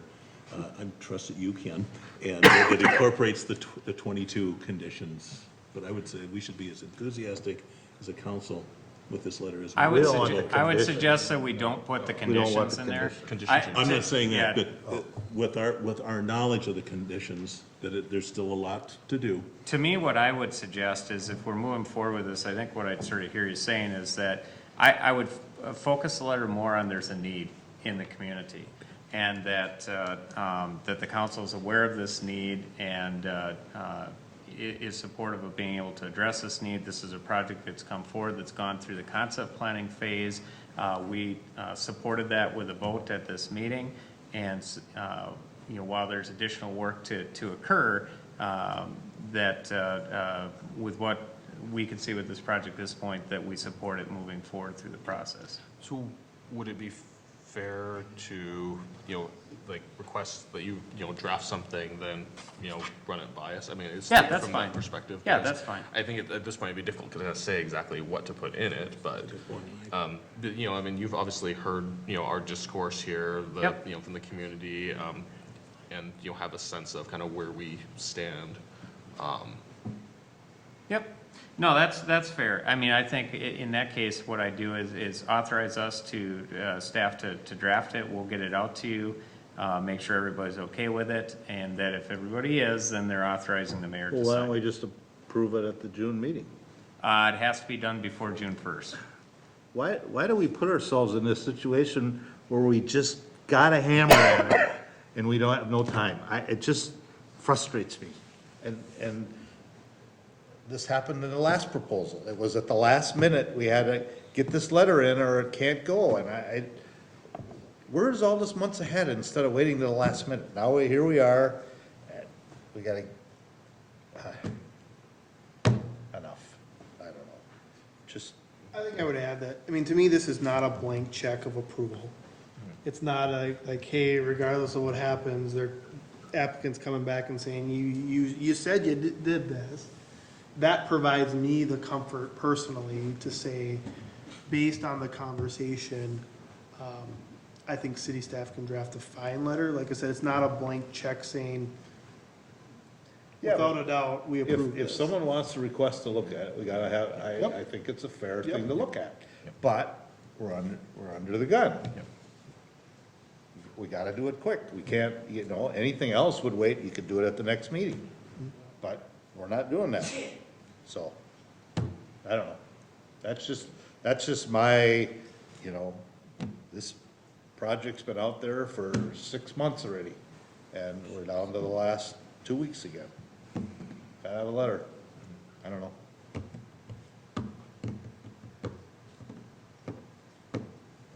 So. I don't hear Matt saying he can't get it done under this. Oh, no, I mean, I I'm can not- absolutely get it that's- done. The letter is not, but it's, if people Nate doesn't wanna- think I can get it done, but I think I can. It's about people having an opportunity to see it. I think that one of the things that to echo Mark's point, I also very much agree with Mark's point too. Like the last time we had the small cell item come before us, we had to approve that one, otherwise we wouldn't meet the legislative or the FCC's requirements date. So that one kind of put us in a bind where we couldn't push it out. But that- think about it. I mean, That was a little bit different though, because Yeah, we that's were not the we were same. given very short notice from the Yeah, League of that's- Minnesota Cities for that. But I'm just using that as an example. Yeah, There's things that are like, okay, great, we've got to decide on it now because of some date. But this isn't, this is the applicant deal. No, and I get that, yeah. This isn't our deal. No, and I understand that there's a distinction between the two, but I do agree that we see a lot of things kind of come with us at the last minute. The other thing too is that because that we're not able to do it at a council meeting, we should make sure that that we're providing some means of transparency, because I don't want this to feel like it's happening behind people's backs. It needs to be just out there someplace. So, I mean, that's the kind of the challenge here, right? What was that deadline again that has to be?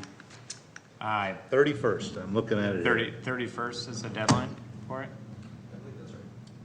Okay, so that'll be. 30th, excuse me. So 30th. 30th. So are we talking then the 4 council members? I mean, I'm turning in my tonight, so No, is this? it would be the 5, because, 5, okay. yeah, we don't go through the process of swearing in our new council members till the 3rd. The 3rd, okay. Yeah. So he's officially on till the 3rd. Yes. Okay, just wanted to clear that up.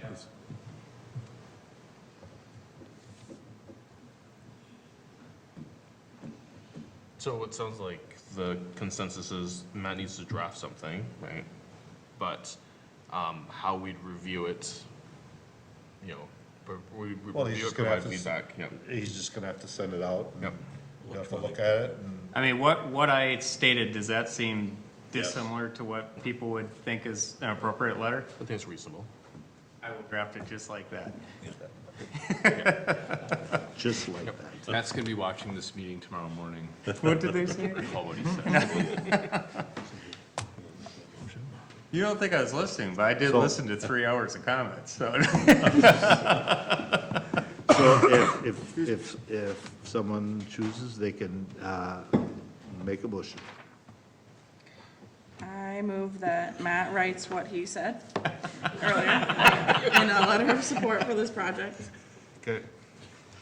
A second. All right, so we have a motion by Hatfield, second by Long, to have Matt write a letter of support and then send it out to us for review, and then it'll get turned over to the proper people, right? Okay. And as part of that, you guys would be authorizing the mayor to sign on your behalf then. All right, discussion. All in favor, signify by saying aye. Aye. Opposed? Aye. Motion carries. Moves us to item C. Adopt resolution 2019-63, adopting resolution certifying the results of the May 14th special election. Since I was part of the results, I will recuse myself from this one. Do you have to? I don't have to, but it's just Oh. cleaner that way. Okay. So I'll just, well, All right. so. All right, Mayor and council members, as part of the election process, one of the things that the elected body needs to do is basically certify the election results. So you will see in the staff report the results of the special election we held in each of the wards. You'll see that the percentages of votes that were received by each of the candidates, with Ward 2, Taylor Hubbard being the winner with a total vote of 183 votes, or 5.6% of the votes. And then Ward 4, Mike Wong with 195 votes, or 8.6% of the total, right, 86% of the total votes. We gave some stats down below just to give you a sense of how many people showed up in each ward, how many people were registered at that time, which then allows us to be able to give a percentage of what type of voter turnout that we saw in each of the wards. So you'll see in Ward 2 we saw a 7.06% turnout. In Ward 4 we saw a 6.12% turnout, for a total of 6.64%. Assuming certifying of the results tonight, there is a 7-day period then that state statute requires before we can swear anybody in for a seat, because there is a period of being able to have a recall or a recount challenge. Once that 7 days is expired, then that's when we're allowed to go forward. So that's where June 3rd ends up being the next council meeting, and therefore when the new candidates would be either re-sworn in or sworn out. So with that, just a big thanks to all of the staff that worked on this, especially Denise, did a tremendous job with that, and really proud of her efforts, and had a lot of support from Kevin Wright and Ryan and Nate and a lot of people. So a big thank you to that crew. And also to our election judges too, especially the election judge that had to sit in here. Cheryl McCoy. Cheryl McCoy for 7 days or whatever during the early voting. Man, And had about 12 people. that was I really respected her for hanging in there during that time. So we got to talk a few times, so that was good. So, Avid reader. What's that? I said she's an avid reader. She is a very avid reader, so that was good. So with that, staff is recommending moving forward to certify the results of the May 14th, 2019 special election for Ward 2 and Ward 4. I make that motion. So I have a motion by Bostrom, second by Grau to, is it approving this special?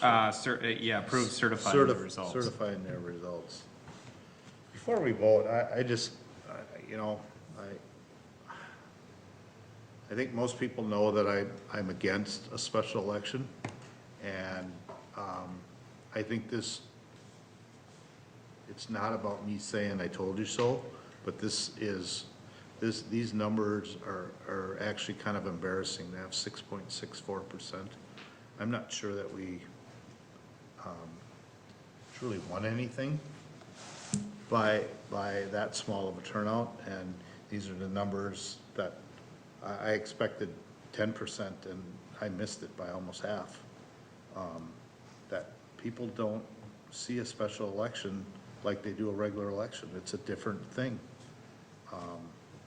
It just, to me, it's cost this council, this city, a lot of time and a lot of money that it has slowed us down, that we could never bring anybody in and have, like the League of Cities, come in and really talk to us as a council about what are the do's and don't do's and things like that, because we never knew when we were at a full council.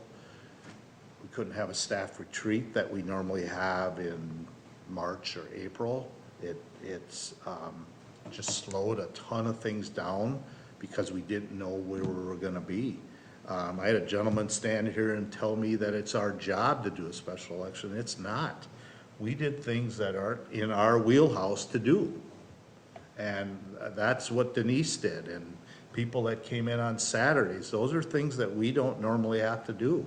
So this person that stood there and said, no, it's our job. Well, it became our job, but it's not our job to do that. And a lot of things suffered in the meantime while these other things were happening. So, I mean, it's over, and the good thing is we are moving forward. I mean, that is positive, but seeing these kind of numbers are very, very disappointing. But it's what happens when you don't have an election during election time. People just aren't watching it. That, you know, it's not any knock against any resident. It's just people aren't tuned in to elections at this time of year. So I just needed to say that. So, right, wrong, or whatever. If there's anyone else that has a comment? I think I'll make a comment. I don't talk much, but here I am. I don't regret my decision on what we did with this. I think it was important, but I will say that the staff did a phenomenal job. I saw every which way and everywhere that there was a special election. So I don't think it was that, but I am, for lack of a better term, disappointed in all those emails that flooded my inbox about this, that there wasn't that same fervor from those people to get their neighbors out to vote. I don't, and that's probably mean, but I just thought the city did such a good job at getting it out there, and this is one instance where it's so important to tell your neighbors if you know something, share that information, get it out there, and take more than just sending me an email. Send your neighbors an email, get on Nextdoor and tell them things. You know, we can only do so much. It's really the residents that have to drive that and be a part of the community. So I'll just say that. I too am disappointed in those turnouts. I don't regret my decision, but it was disappointing. I mean, I really hope that we look back and we learned a lesson that I'm not sure that this is the way to go. You know, a state, you know, like I said, we weren't doing anything that the state doesn't, I mean, the state says to, you know, if your term is at some point to appoint. And we're not going against the rules. We were following the rules. So I think this is why. These numbers kind of say why you do that. So, but like I say, I'm happy, we're full, we can move on, and we can move forward.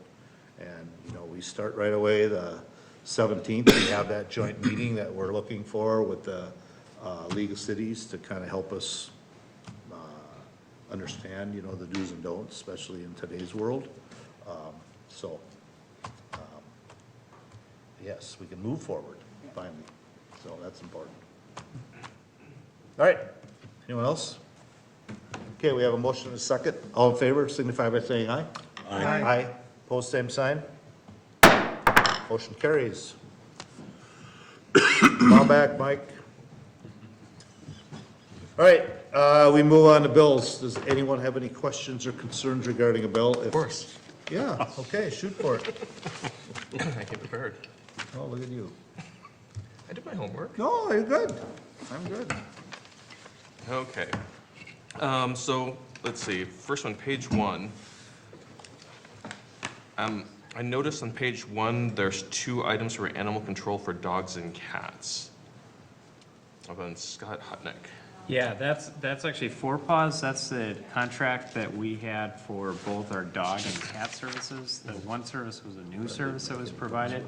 That was actually 2 separate invoices that we received from 2 different service periods. No, so what was it for exactly? Because my understanding was that, for example, like we found a stray cat a number of years ago, and then the police came and said, well, we will relocate cats by dropping them in another location. So it wasn't like we contracted someone, it was the police doing that. No, And then- we actually contract with Four Paws. They actually come and pick up the Oh, animals for so us. this is different than it was? Yeah, This was like, yeah. 10 years ago or something? Yep. Okay, so Yep. Four Paws actually does come and, take the animals and rehome them or whatever? Yeah, Okay. and most cities actually go through that model now, that they have sort of a centralized one that will come out and actually take the animals. Okay. Okay, so there's not just like dump them in the field someplace, which is No. what we used to do? Okay. No. Page 5, item that's for Border States Industries. What's a PED cover? That would be, so Border States is all of our Oh, electric electric, supplies. so it's one of those So electric it's things. one of the Those covers, pedestal those cover, green covers that you see in your front lawns for electric Oh, okay. stuff. Yep, okay. Yeah. Okay, got it. Page 16, lifeguard systems, aquatic investigation. I assume that's a class or Yeah, something. I believe that is a class. So all of our lifeguards have to do continuing ed and stuff, so. Investigation? I'm not sure if that's, I'd have to find out specifics on that, but I can. What page was that on? This is page 16. Okay. That one, I'm kind of curious what that one is, because it's like 230, but. Page 18, the amount wasn't the issue for Minnesota Department of Health, but I was curious why we're paying for a Class C license renewal. That's actually with our water and sewer operators. They have to get recertified on their licenses. Okay, so So it's not a driver's license, it's a license to It's a run. license for water and sewer Oh, operations. okay, Yes. gotcha. When you said license, the first thing that came up Right. was like, why are we paying for a Class C I driver's license? kind of Yeah. think, I Yeah, thought okay. that's what you were thinking, No. but no. Yeah, it's not. okay. So it's something different. Okay. Yes, it's work- a license that you need Okay. for boilers and water and sewer, so they'll come across pretty regular. Okay, that's why I asked. You Yep. learn something new every day. Page 20, Navient, the APR on-base hosting. How often do we pay that? I'm guessing quarterly. I'd have to check that out, but they do all of our, so on-base is the stuff that you guys are using for your computer stuff. I'm assuming quarterly. It may, I guess I don't know how often we pay. That would be my assumption too, but yeah, Yeah. we need to check into that. We can check. Okay, I'm just kind of wondering if it's, because I'm looking at the amount, it's trying to figure out if it's a quarterly, semi-annually, or what is it? Or is it annually? That's our agendas, right? Yeah, the Yep. agendas to go. That's one part of the larger system. You all interact with the agenda piece, but there's also a large file management system that it provides for us as well. And page 22, Prairie Fire Theater, what is that? So that's during, usually during school breaks. Prairie Fire is a company that comes in and actually does a theater camp for kids at the community center. So basically, the fees for that program support bringing them in for a week-long camp. Okay, got it, okay. And then the last thing is more of just a question about the invoice, or the statement itself. Is there any way we can get it printed in landscape so we can see more detail? Because it seems like, looking at the formatting, it's like, I mean. We've been talking this for We've had about this 4 years. yeah. and they- Because it looks They can't get it. They can't get it they can't get it to print out any more than that. So weird. Yeah. Okay. Yes, that Strange. creates a lot of frustrations. I'm laughing with you, Mike. Okay. Because I don't know how many times the last council brought that up, the same thing, that It's a limitation of our system. It'd be a lot easier for you guys if you saw it actually on. if you you know, saw the in the whole system. thing, you probably would Yeah. know. Yeah. Okay. That is all I've got for that. Okay. Just a general question. So there's a lot of invoices here about sanitation, garbage collection, all the parks. What is the city's process? Do we, like, every so many years call for bid for sanitation companies to do that? We do, and actually, we're going through the process right now of, so we've had like a separate sanitation contract at our community center, from parks, from other places. We're actually in the process of trying to roll that all together so that we have one sanitation provider for the entire city. Perfect. I was just curious. Yep. I saw one, I can't remember the page now, there was a line for, I think it was software for special election. It just makes me wonder, in general, what was the total cost of the special election? The actual physical costs were about $12,500. That compares to the actual physical costs, like when we did the mayor's special election in 2010, were about $15,000. In each case, in those numbers, we don't include the cost of like Denise or, you know, the staff costs. Those are the actual hard costs that we had that are outside of our staffing costs. So when that gentleman you referred to was just saying, was encouraging the council just go ahead and assign staff workers, those costs would be on top of the 12,000? Yeah. Okay. Yeah, I Probably would. more, and, could be. Yeah, we'd guess it probably add another $3,000-4,000 onto that from a staffing perspective. So, you know, it's actually when we talked about it at the beginning, you know, we had said, well, it costs about $15,000 for a citywide election. I think we had actually estimated that it would be, you know, a few $1,000s less, not a lot less though, because there's a lot of things we have to do regardless if it's citywide or if it's ward by ward. Thanks, just wondering. Anyone else? I'd entertain a motion to pay the bills. Motion by Councilmember Wang, second by Councilmember Bostrom to pay the bills. Discussion. Hearing none. Nate, we call roll. Councilmember Hatfield? Yes. Councilmember Bostrom? Yes. Councilmember Wong? Yes. Councilmember Grau? Yes. And Mayor Nushidal. Yes. Moves us on to other business. Let's start with Councilmember Grau. I would just say, you know, I chose deliberately not to bring this commentary towards during the certifying of the special elections, but I do want to thank all the candidates. I think we had a solid candidate base. You know, I welcome Mike back. I thank you for taking the appointment. You know, Maggie, I think that's kind of the first time I'd heard of her name, and I hope she continues to be involved, and I don't believe, if I'm correct, she applied for appointment at that time. So I just encourage her to continue to look ways for involved. We lost her now, but Taylor was here. I congratulate her on her victory. You know, again, all candidates were solid candidates. As much as being a little bit of an outsider to my ward and reliving some of the moments of that campaign a little bit, I was very impressed with the candidate pool that we pulled from that. You know, and Nate, you get to come back here one more meeting, I think is what we've confirmed. Is that true, or is this? No. This is the last. This is the last. This is the last meeting. But But you he's know, here, he's officially a council member till. correct. Okay. So I just say, I mean, not to call Nate out specifically because he's special or different, but I just think personally, I've known Nate a long time. So first, I'd just like to thank you for stepping in, taking the appointment, and continue to keep this machine moving. You know, I rest assured that, you know, some of the things we talked about tonight, your finger on Chaska, your touch of Chaska, your involvement with Chaska, and your impact on Chaska certainly doesn't end here, and I appreciate that. So I thank you for stepping into the appointment and, you know, running a campaign, and I'm excited to move forward as a new council as well. That's all I have. Michael? Okay. So let's see, so I've got a number of things here.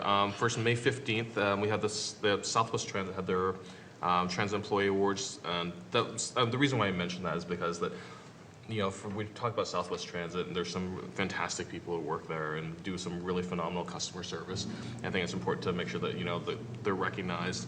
And, knowing that, with the state fair service coming up, they've been actively recruiting for new drivers and things like that for state fair service. So, they're even in spite of all the things we're hearing about budgets, which may impact starting, in the middle of the year here, they're still plowing forward and still planning on offering great service and, doing all the right things to service the transportation needs of our community as best we can.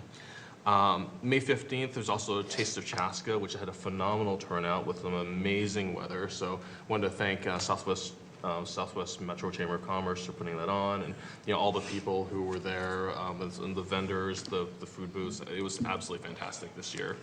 I think May 16th, Starbucks actually opened up at Chaska, not Chaska Commons, but the Hazeltine Plaza. They opened? Yep, Starbucks opens. The word is out. Yes. I've had it. They did good. An endorsement. They passed the Hatfield test. Yes. I didn't know they opened. Yeah, that's good to hear. So now we're just waiting for Chipotle, so. Which I'll be in line for that one. I think the 29th. You'll have to push me out of line first. 29th? Okay, well, I'll be there. Hear that? I just saw the 29th on Chipotle? 29th and Chipotle. Nice. It passed the Hatfield. That's all I'm saying. Yeah. So 29th for Chipotle. Let's see, Saturday, June 1st, this upcoming is the Fishing with Friends as a family fishing academy that's on 9 till noon at the Chaska Event Center. So if you have kids who want to learn how to fish, that's a great way to bring them out there and get them exposed to fishing. Monday, June 24th, Southwest Christian has their 18th annual golf tournament at the Chaska Town Course. Contact Leslie Robertson at Southwest Christian if you're interested. And another one, this is something I learned about at Taste of Chaska. The Chaska History Center has, at Chaska Historical Society has, from July 11th through November 15th, an exhibit about Chaska during World War I and World War II, the fight overseas and the support at home. So if you're a history buff or just interested in history, or interested in what was going on in Chaska during World War I and World War II, it sounds like it's a really fascinating exhibit. So I encourage everyone to go out and check it out. I'm a little bit of a history buff, so I find it really interesting to learn about stuff like this. So, if you have any interest in it, encourage everyone to go out and see it. So July 11th to November 15th. One of the other things, we had that recent accident on Highway 41 last week, and I've had a couple of residents mention that there's some concern about traffic flow and people either speeding or disobeying either signals or making turns against signals or making the incorrect traffic movements. And some requests about possibly increasing enforcement. So I don't know if that's something that we could ask to. I can tell you that the accidents that occurred, enforcement would have made a difference at all. Mm-hmm. The issue is no turn lanes, and They take chances. Yeah, people take chances, and it's usually not a speed issue. It usually has to do with them taking chances and they can't see. I can tell you the positive thing is I think we're heading in the right direction to get the funding for the 41 improvements, which would be in 2022. That is the ultimate solution. That's the thing that is going to solve that issue and make that stretch of road a lot safer. We certainly, we've done that before in the past where we've had speed enforcement, but the issue with what people are having is not a speed issue. They wait and they get impatient and they turn when they think they can go without knowing what's on the other lane. Yeah. It's that, it's a psychology of someone who's just been waiting a long time for that right of way. Yep. Understood. I thought I'd at least share that. That's the feedback I've been getting from people. So. The good thing is I've heard a lot of people talking about, really pushing this notion of, hey, we need turn lanes in downtown. So, we sort of have, it's a $25 million project. We're about $5 million short now. All that extra people screaming and yelling and writing letters and stuff is really positive in this. That's how we sort of get over the goal line. So I highly encourage people to be vocal about that. Share that with their representatives, senators. That stuff is important. Yep. Yeah. Sounds good. And then the last thing is great news is finally that Pioneer Trail is open. So with the real pavement, so it's actually really exciting. So smooth. Thank you. Very smooth. It's like butter. Like butter. Well, you know, the interesting thing is the wear course isn't on there yet, so they. Still got one more level. There's still one more lift on there that has to go on there because we maybe did the project a little early, but we couldn't fight the gravel any longer either.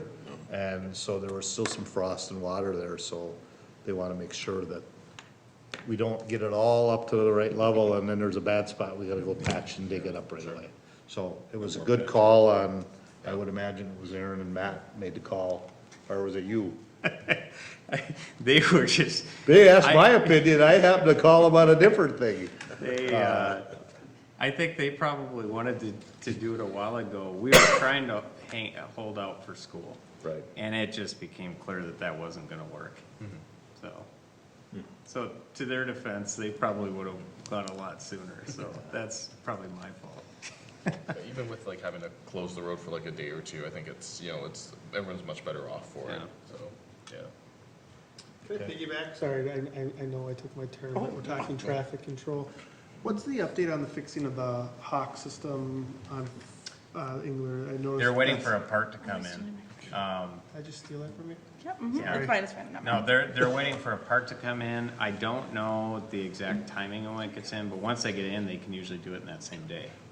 That went out the night of the barbecue bash. Oh, it did it? Yeah, because I left that night and I used it, and I don't know that I was the last one to use it, but then after that, it kept just coming on. There was nobody there, because I made a couple trips around town and looking for stuff, and it kept going off. I'll get a timing ETA on the part for Yeah, that, just so you curious. guys get a sense. Now, once it's fixed, don't kick it next time. Yeah. I just because it doesn't. travel Actually, you know what? I didn't use it that night. There was no traffic. I remember that now. I just took off across. Likely story. I did I did the no harm, no foul thing. All right, are you done? All right. Ms. Hatfield. Thank you. That's, all right, good report. Well, I'm going to say something very important. Memorial Day is Monday, so a week from today, and I just want to, obviously Memorial Day is in remembrance of those who've passed serving our country. But just make sure that we take a moment that day. I encourage everyone to, remember the people that have served and are serving, and that there's a parade at 10 a.m. and certainly come down. There's a ceremony afterwards. We remember, Memorial Day and what it's all about, and also veterans that have passed recently. And then, of course, refreshments at the Legion afterwards. So I encourage everyone to take part of that. I learned something every year from that ceremony that I didn't know before. So definitely a really good thing to be at. And Poppy Days, as Patty mentioned, so you can get your poppies if you don't have one. 4 locations in Chaska and Carver, and that's awesome. So Memorial Day, and then just also want to thank Nate for filling the seat next to me and being such a just a calm in the storm that is sometimes Michaela, and just all your service. It was empty for a couple of months, and then you came in. You've really, in that short amount of time, taught me a lot, and Good to hear. yeah, you're gonna hear from me. So, but thank you. Absolutely. Okay, that's all I have to say. I'm getting sappy now. How about that? Kevin, anything? Nate?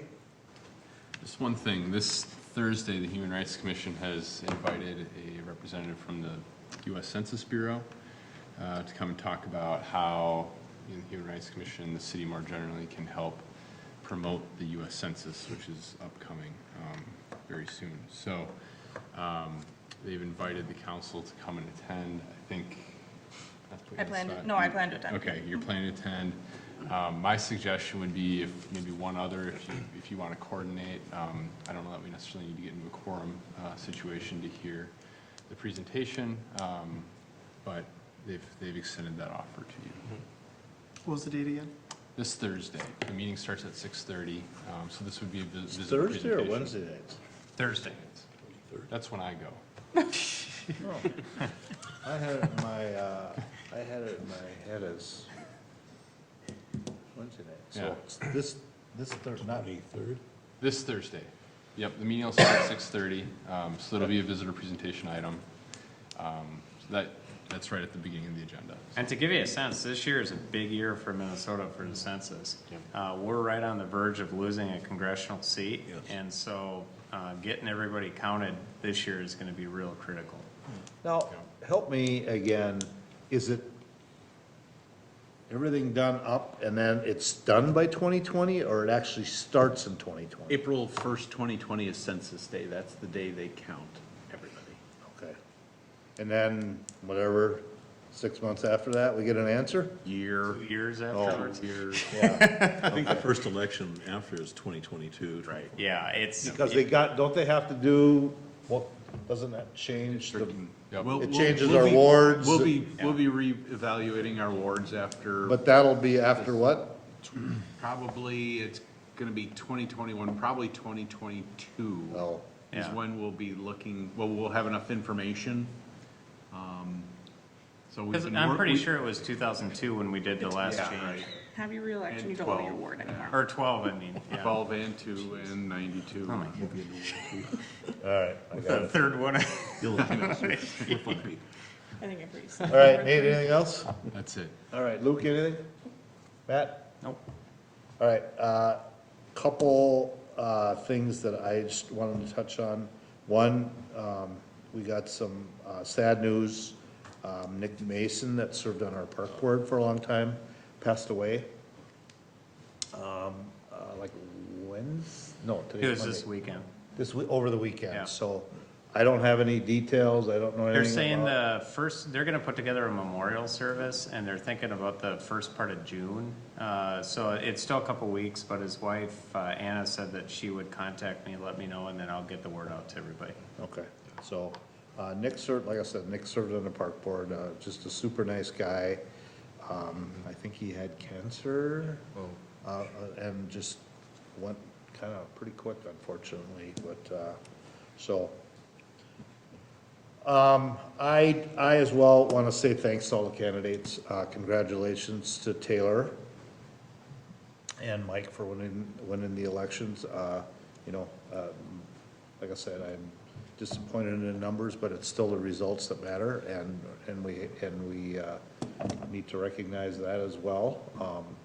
It's a lot of work campaigning, and then they got to turn around and do it again shortly here in another year. He's starting up again, but, so I want to say thank you and congratulations to the candidates. The Fishing with Friends is really, or not, the fishing event that is put on by our Fishing with Friends folks is really a great event, even for adults, because while the kids are learning things, the adults can learn just as much. So don't think just as a kid thing, it's really for the adults as well, because they'll teach you how to tie and do a lot of things about fishing that I get to go to it every year as well. And so very interesting event, and it's fun and it's free to the kids, and it's a pretty good deal, so stop in if you can. And then, Matt, do we want to just talk a bit about where we are with the school, what our Yeah, next steps are? Maybe just. Yep, so touch on that quickly. I know on it's the getting late. equity issue, basically, what we've done now is, we've had a number of meetings. We met with the school district, City of Carver, City of Chaska, got together and sort of talked about general direction. One of the things a couple of things that we decided on at that was to, first of all, go down the road of looking at how we sort of create a community dialogue out of this. And so we brought in the YMCA to have a meeting with us a couple weeks ago to talk about the potential opportunities for that and some of the things that they've done in a lot of other communities. So Burnsville, St. Louis Park, Hopkins, that they've had a lot of success there. We brought in some of the parents that have been involved in that process, well, the Human Rights Commission and that, and really decided that the sort of the first focus was going to be focusing on sort of schools and issues there. YMCA is going to come back with a proposal for us to consider. In the meantime, the school district's been moving forward with their work that they've been doing internally. One of them is they have a diversity equity task force that they created and have a number of parents and educators on that. And the Y was going to, this last Thursday, was going to sit in on their first meeting to sort of listen to what they're doing to make sure that any community efforts that aren't duplicating efforts at the school district and that they're real complementary. So based on that we expect sometime this week that we're going to get a proposal back from them, and then we'll be reconvening the group to talk about how we move forward. One of the things that was talked about, and I can never remember the name, but the meal. I want to say Michaela's, but it's not Michaela's. Oh, yeah. Yeah, it's yeah. some name, something like Michaela's meal. But it's a process that you can make us a meal if you'd like. But, You would want but it's basically a process where you bring people together, you eat, and it's very much geared around getting people to basically build relationships around the table and stuff. It's a process that's worked very well in other cities that's been used. So using that and sort of moving forward from that. So it's been something that's been over the last 3 weeks, something that we put quite a bit of effort into and will continue to. So I'll continue to put updates in the biweekly, and we'll get out updates to the public too as it warrants. Okay, thanks. Yep. Lastly, I too want to say thank you to Nate. You know, I know it's only been a short time here, but I've known you as well a long time, and I agree with what Michaela said. You bring the calmness that we sometimes need here, and ask the questions that needed to be asked. And you know, sorry to see you go, but that's what happens in these things. And but I just do really want to say thank you for stepping up and filling in, going through that process right away. And you know, elections are never fun, and they're even tougher when you lose. So, but unfortunately, there's always somebody's going to win, and somebody has to be the runner-up. So, but thank you for filling in. It's important that we have these seats filled. We never know when something happens, and you did a fantastic job of filling in. And you know, we'll look forward to Taylor as she takes over at the next meeting, and appreciate your support as we move forward. So with that, I'll give you the last say of the night, and I always let, on your last meeting, you get to close the meeting. Oh, my goodness. Okay. Don't screw it up. Redo it all over then. Yeah, or we're gonna start this thing again. Oh, Rob, right. Politicians are known for, they can't say anything without the words I, my, me, mine. So I'm gonna be guilty of that. I had a great time. Thank you for choosing me for the appointment. I enjoyed every moment that I spent here. It was fun, really good. My opinion was very high of city staff. It hasn't changed. I've really enjoyed, I will say Denise, wow, really good job, Denise. And I appreciate too the commitment. John, you'll get the shortest mention because I've known you the longest. And if you haven't heard compliments from me by now, I'm way behind. So you do a great job. Mike, I just think, love how intentional and thorough you are. And you're a great guy. You can't go all those years on the planning commission and then serving all these other committees without having substance. And you've got it. And you're a decent guy. Besides, you don't act like the smartest guy in the room, but even though you probably are in many of those rooms. So you do a real good job, Mike. I mean it. Michaela, I am so frustrated with you. What are we going to do about this? We were just making great friendships.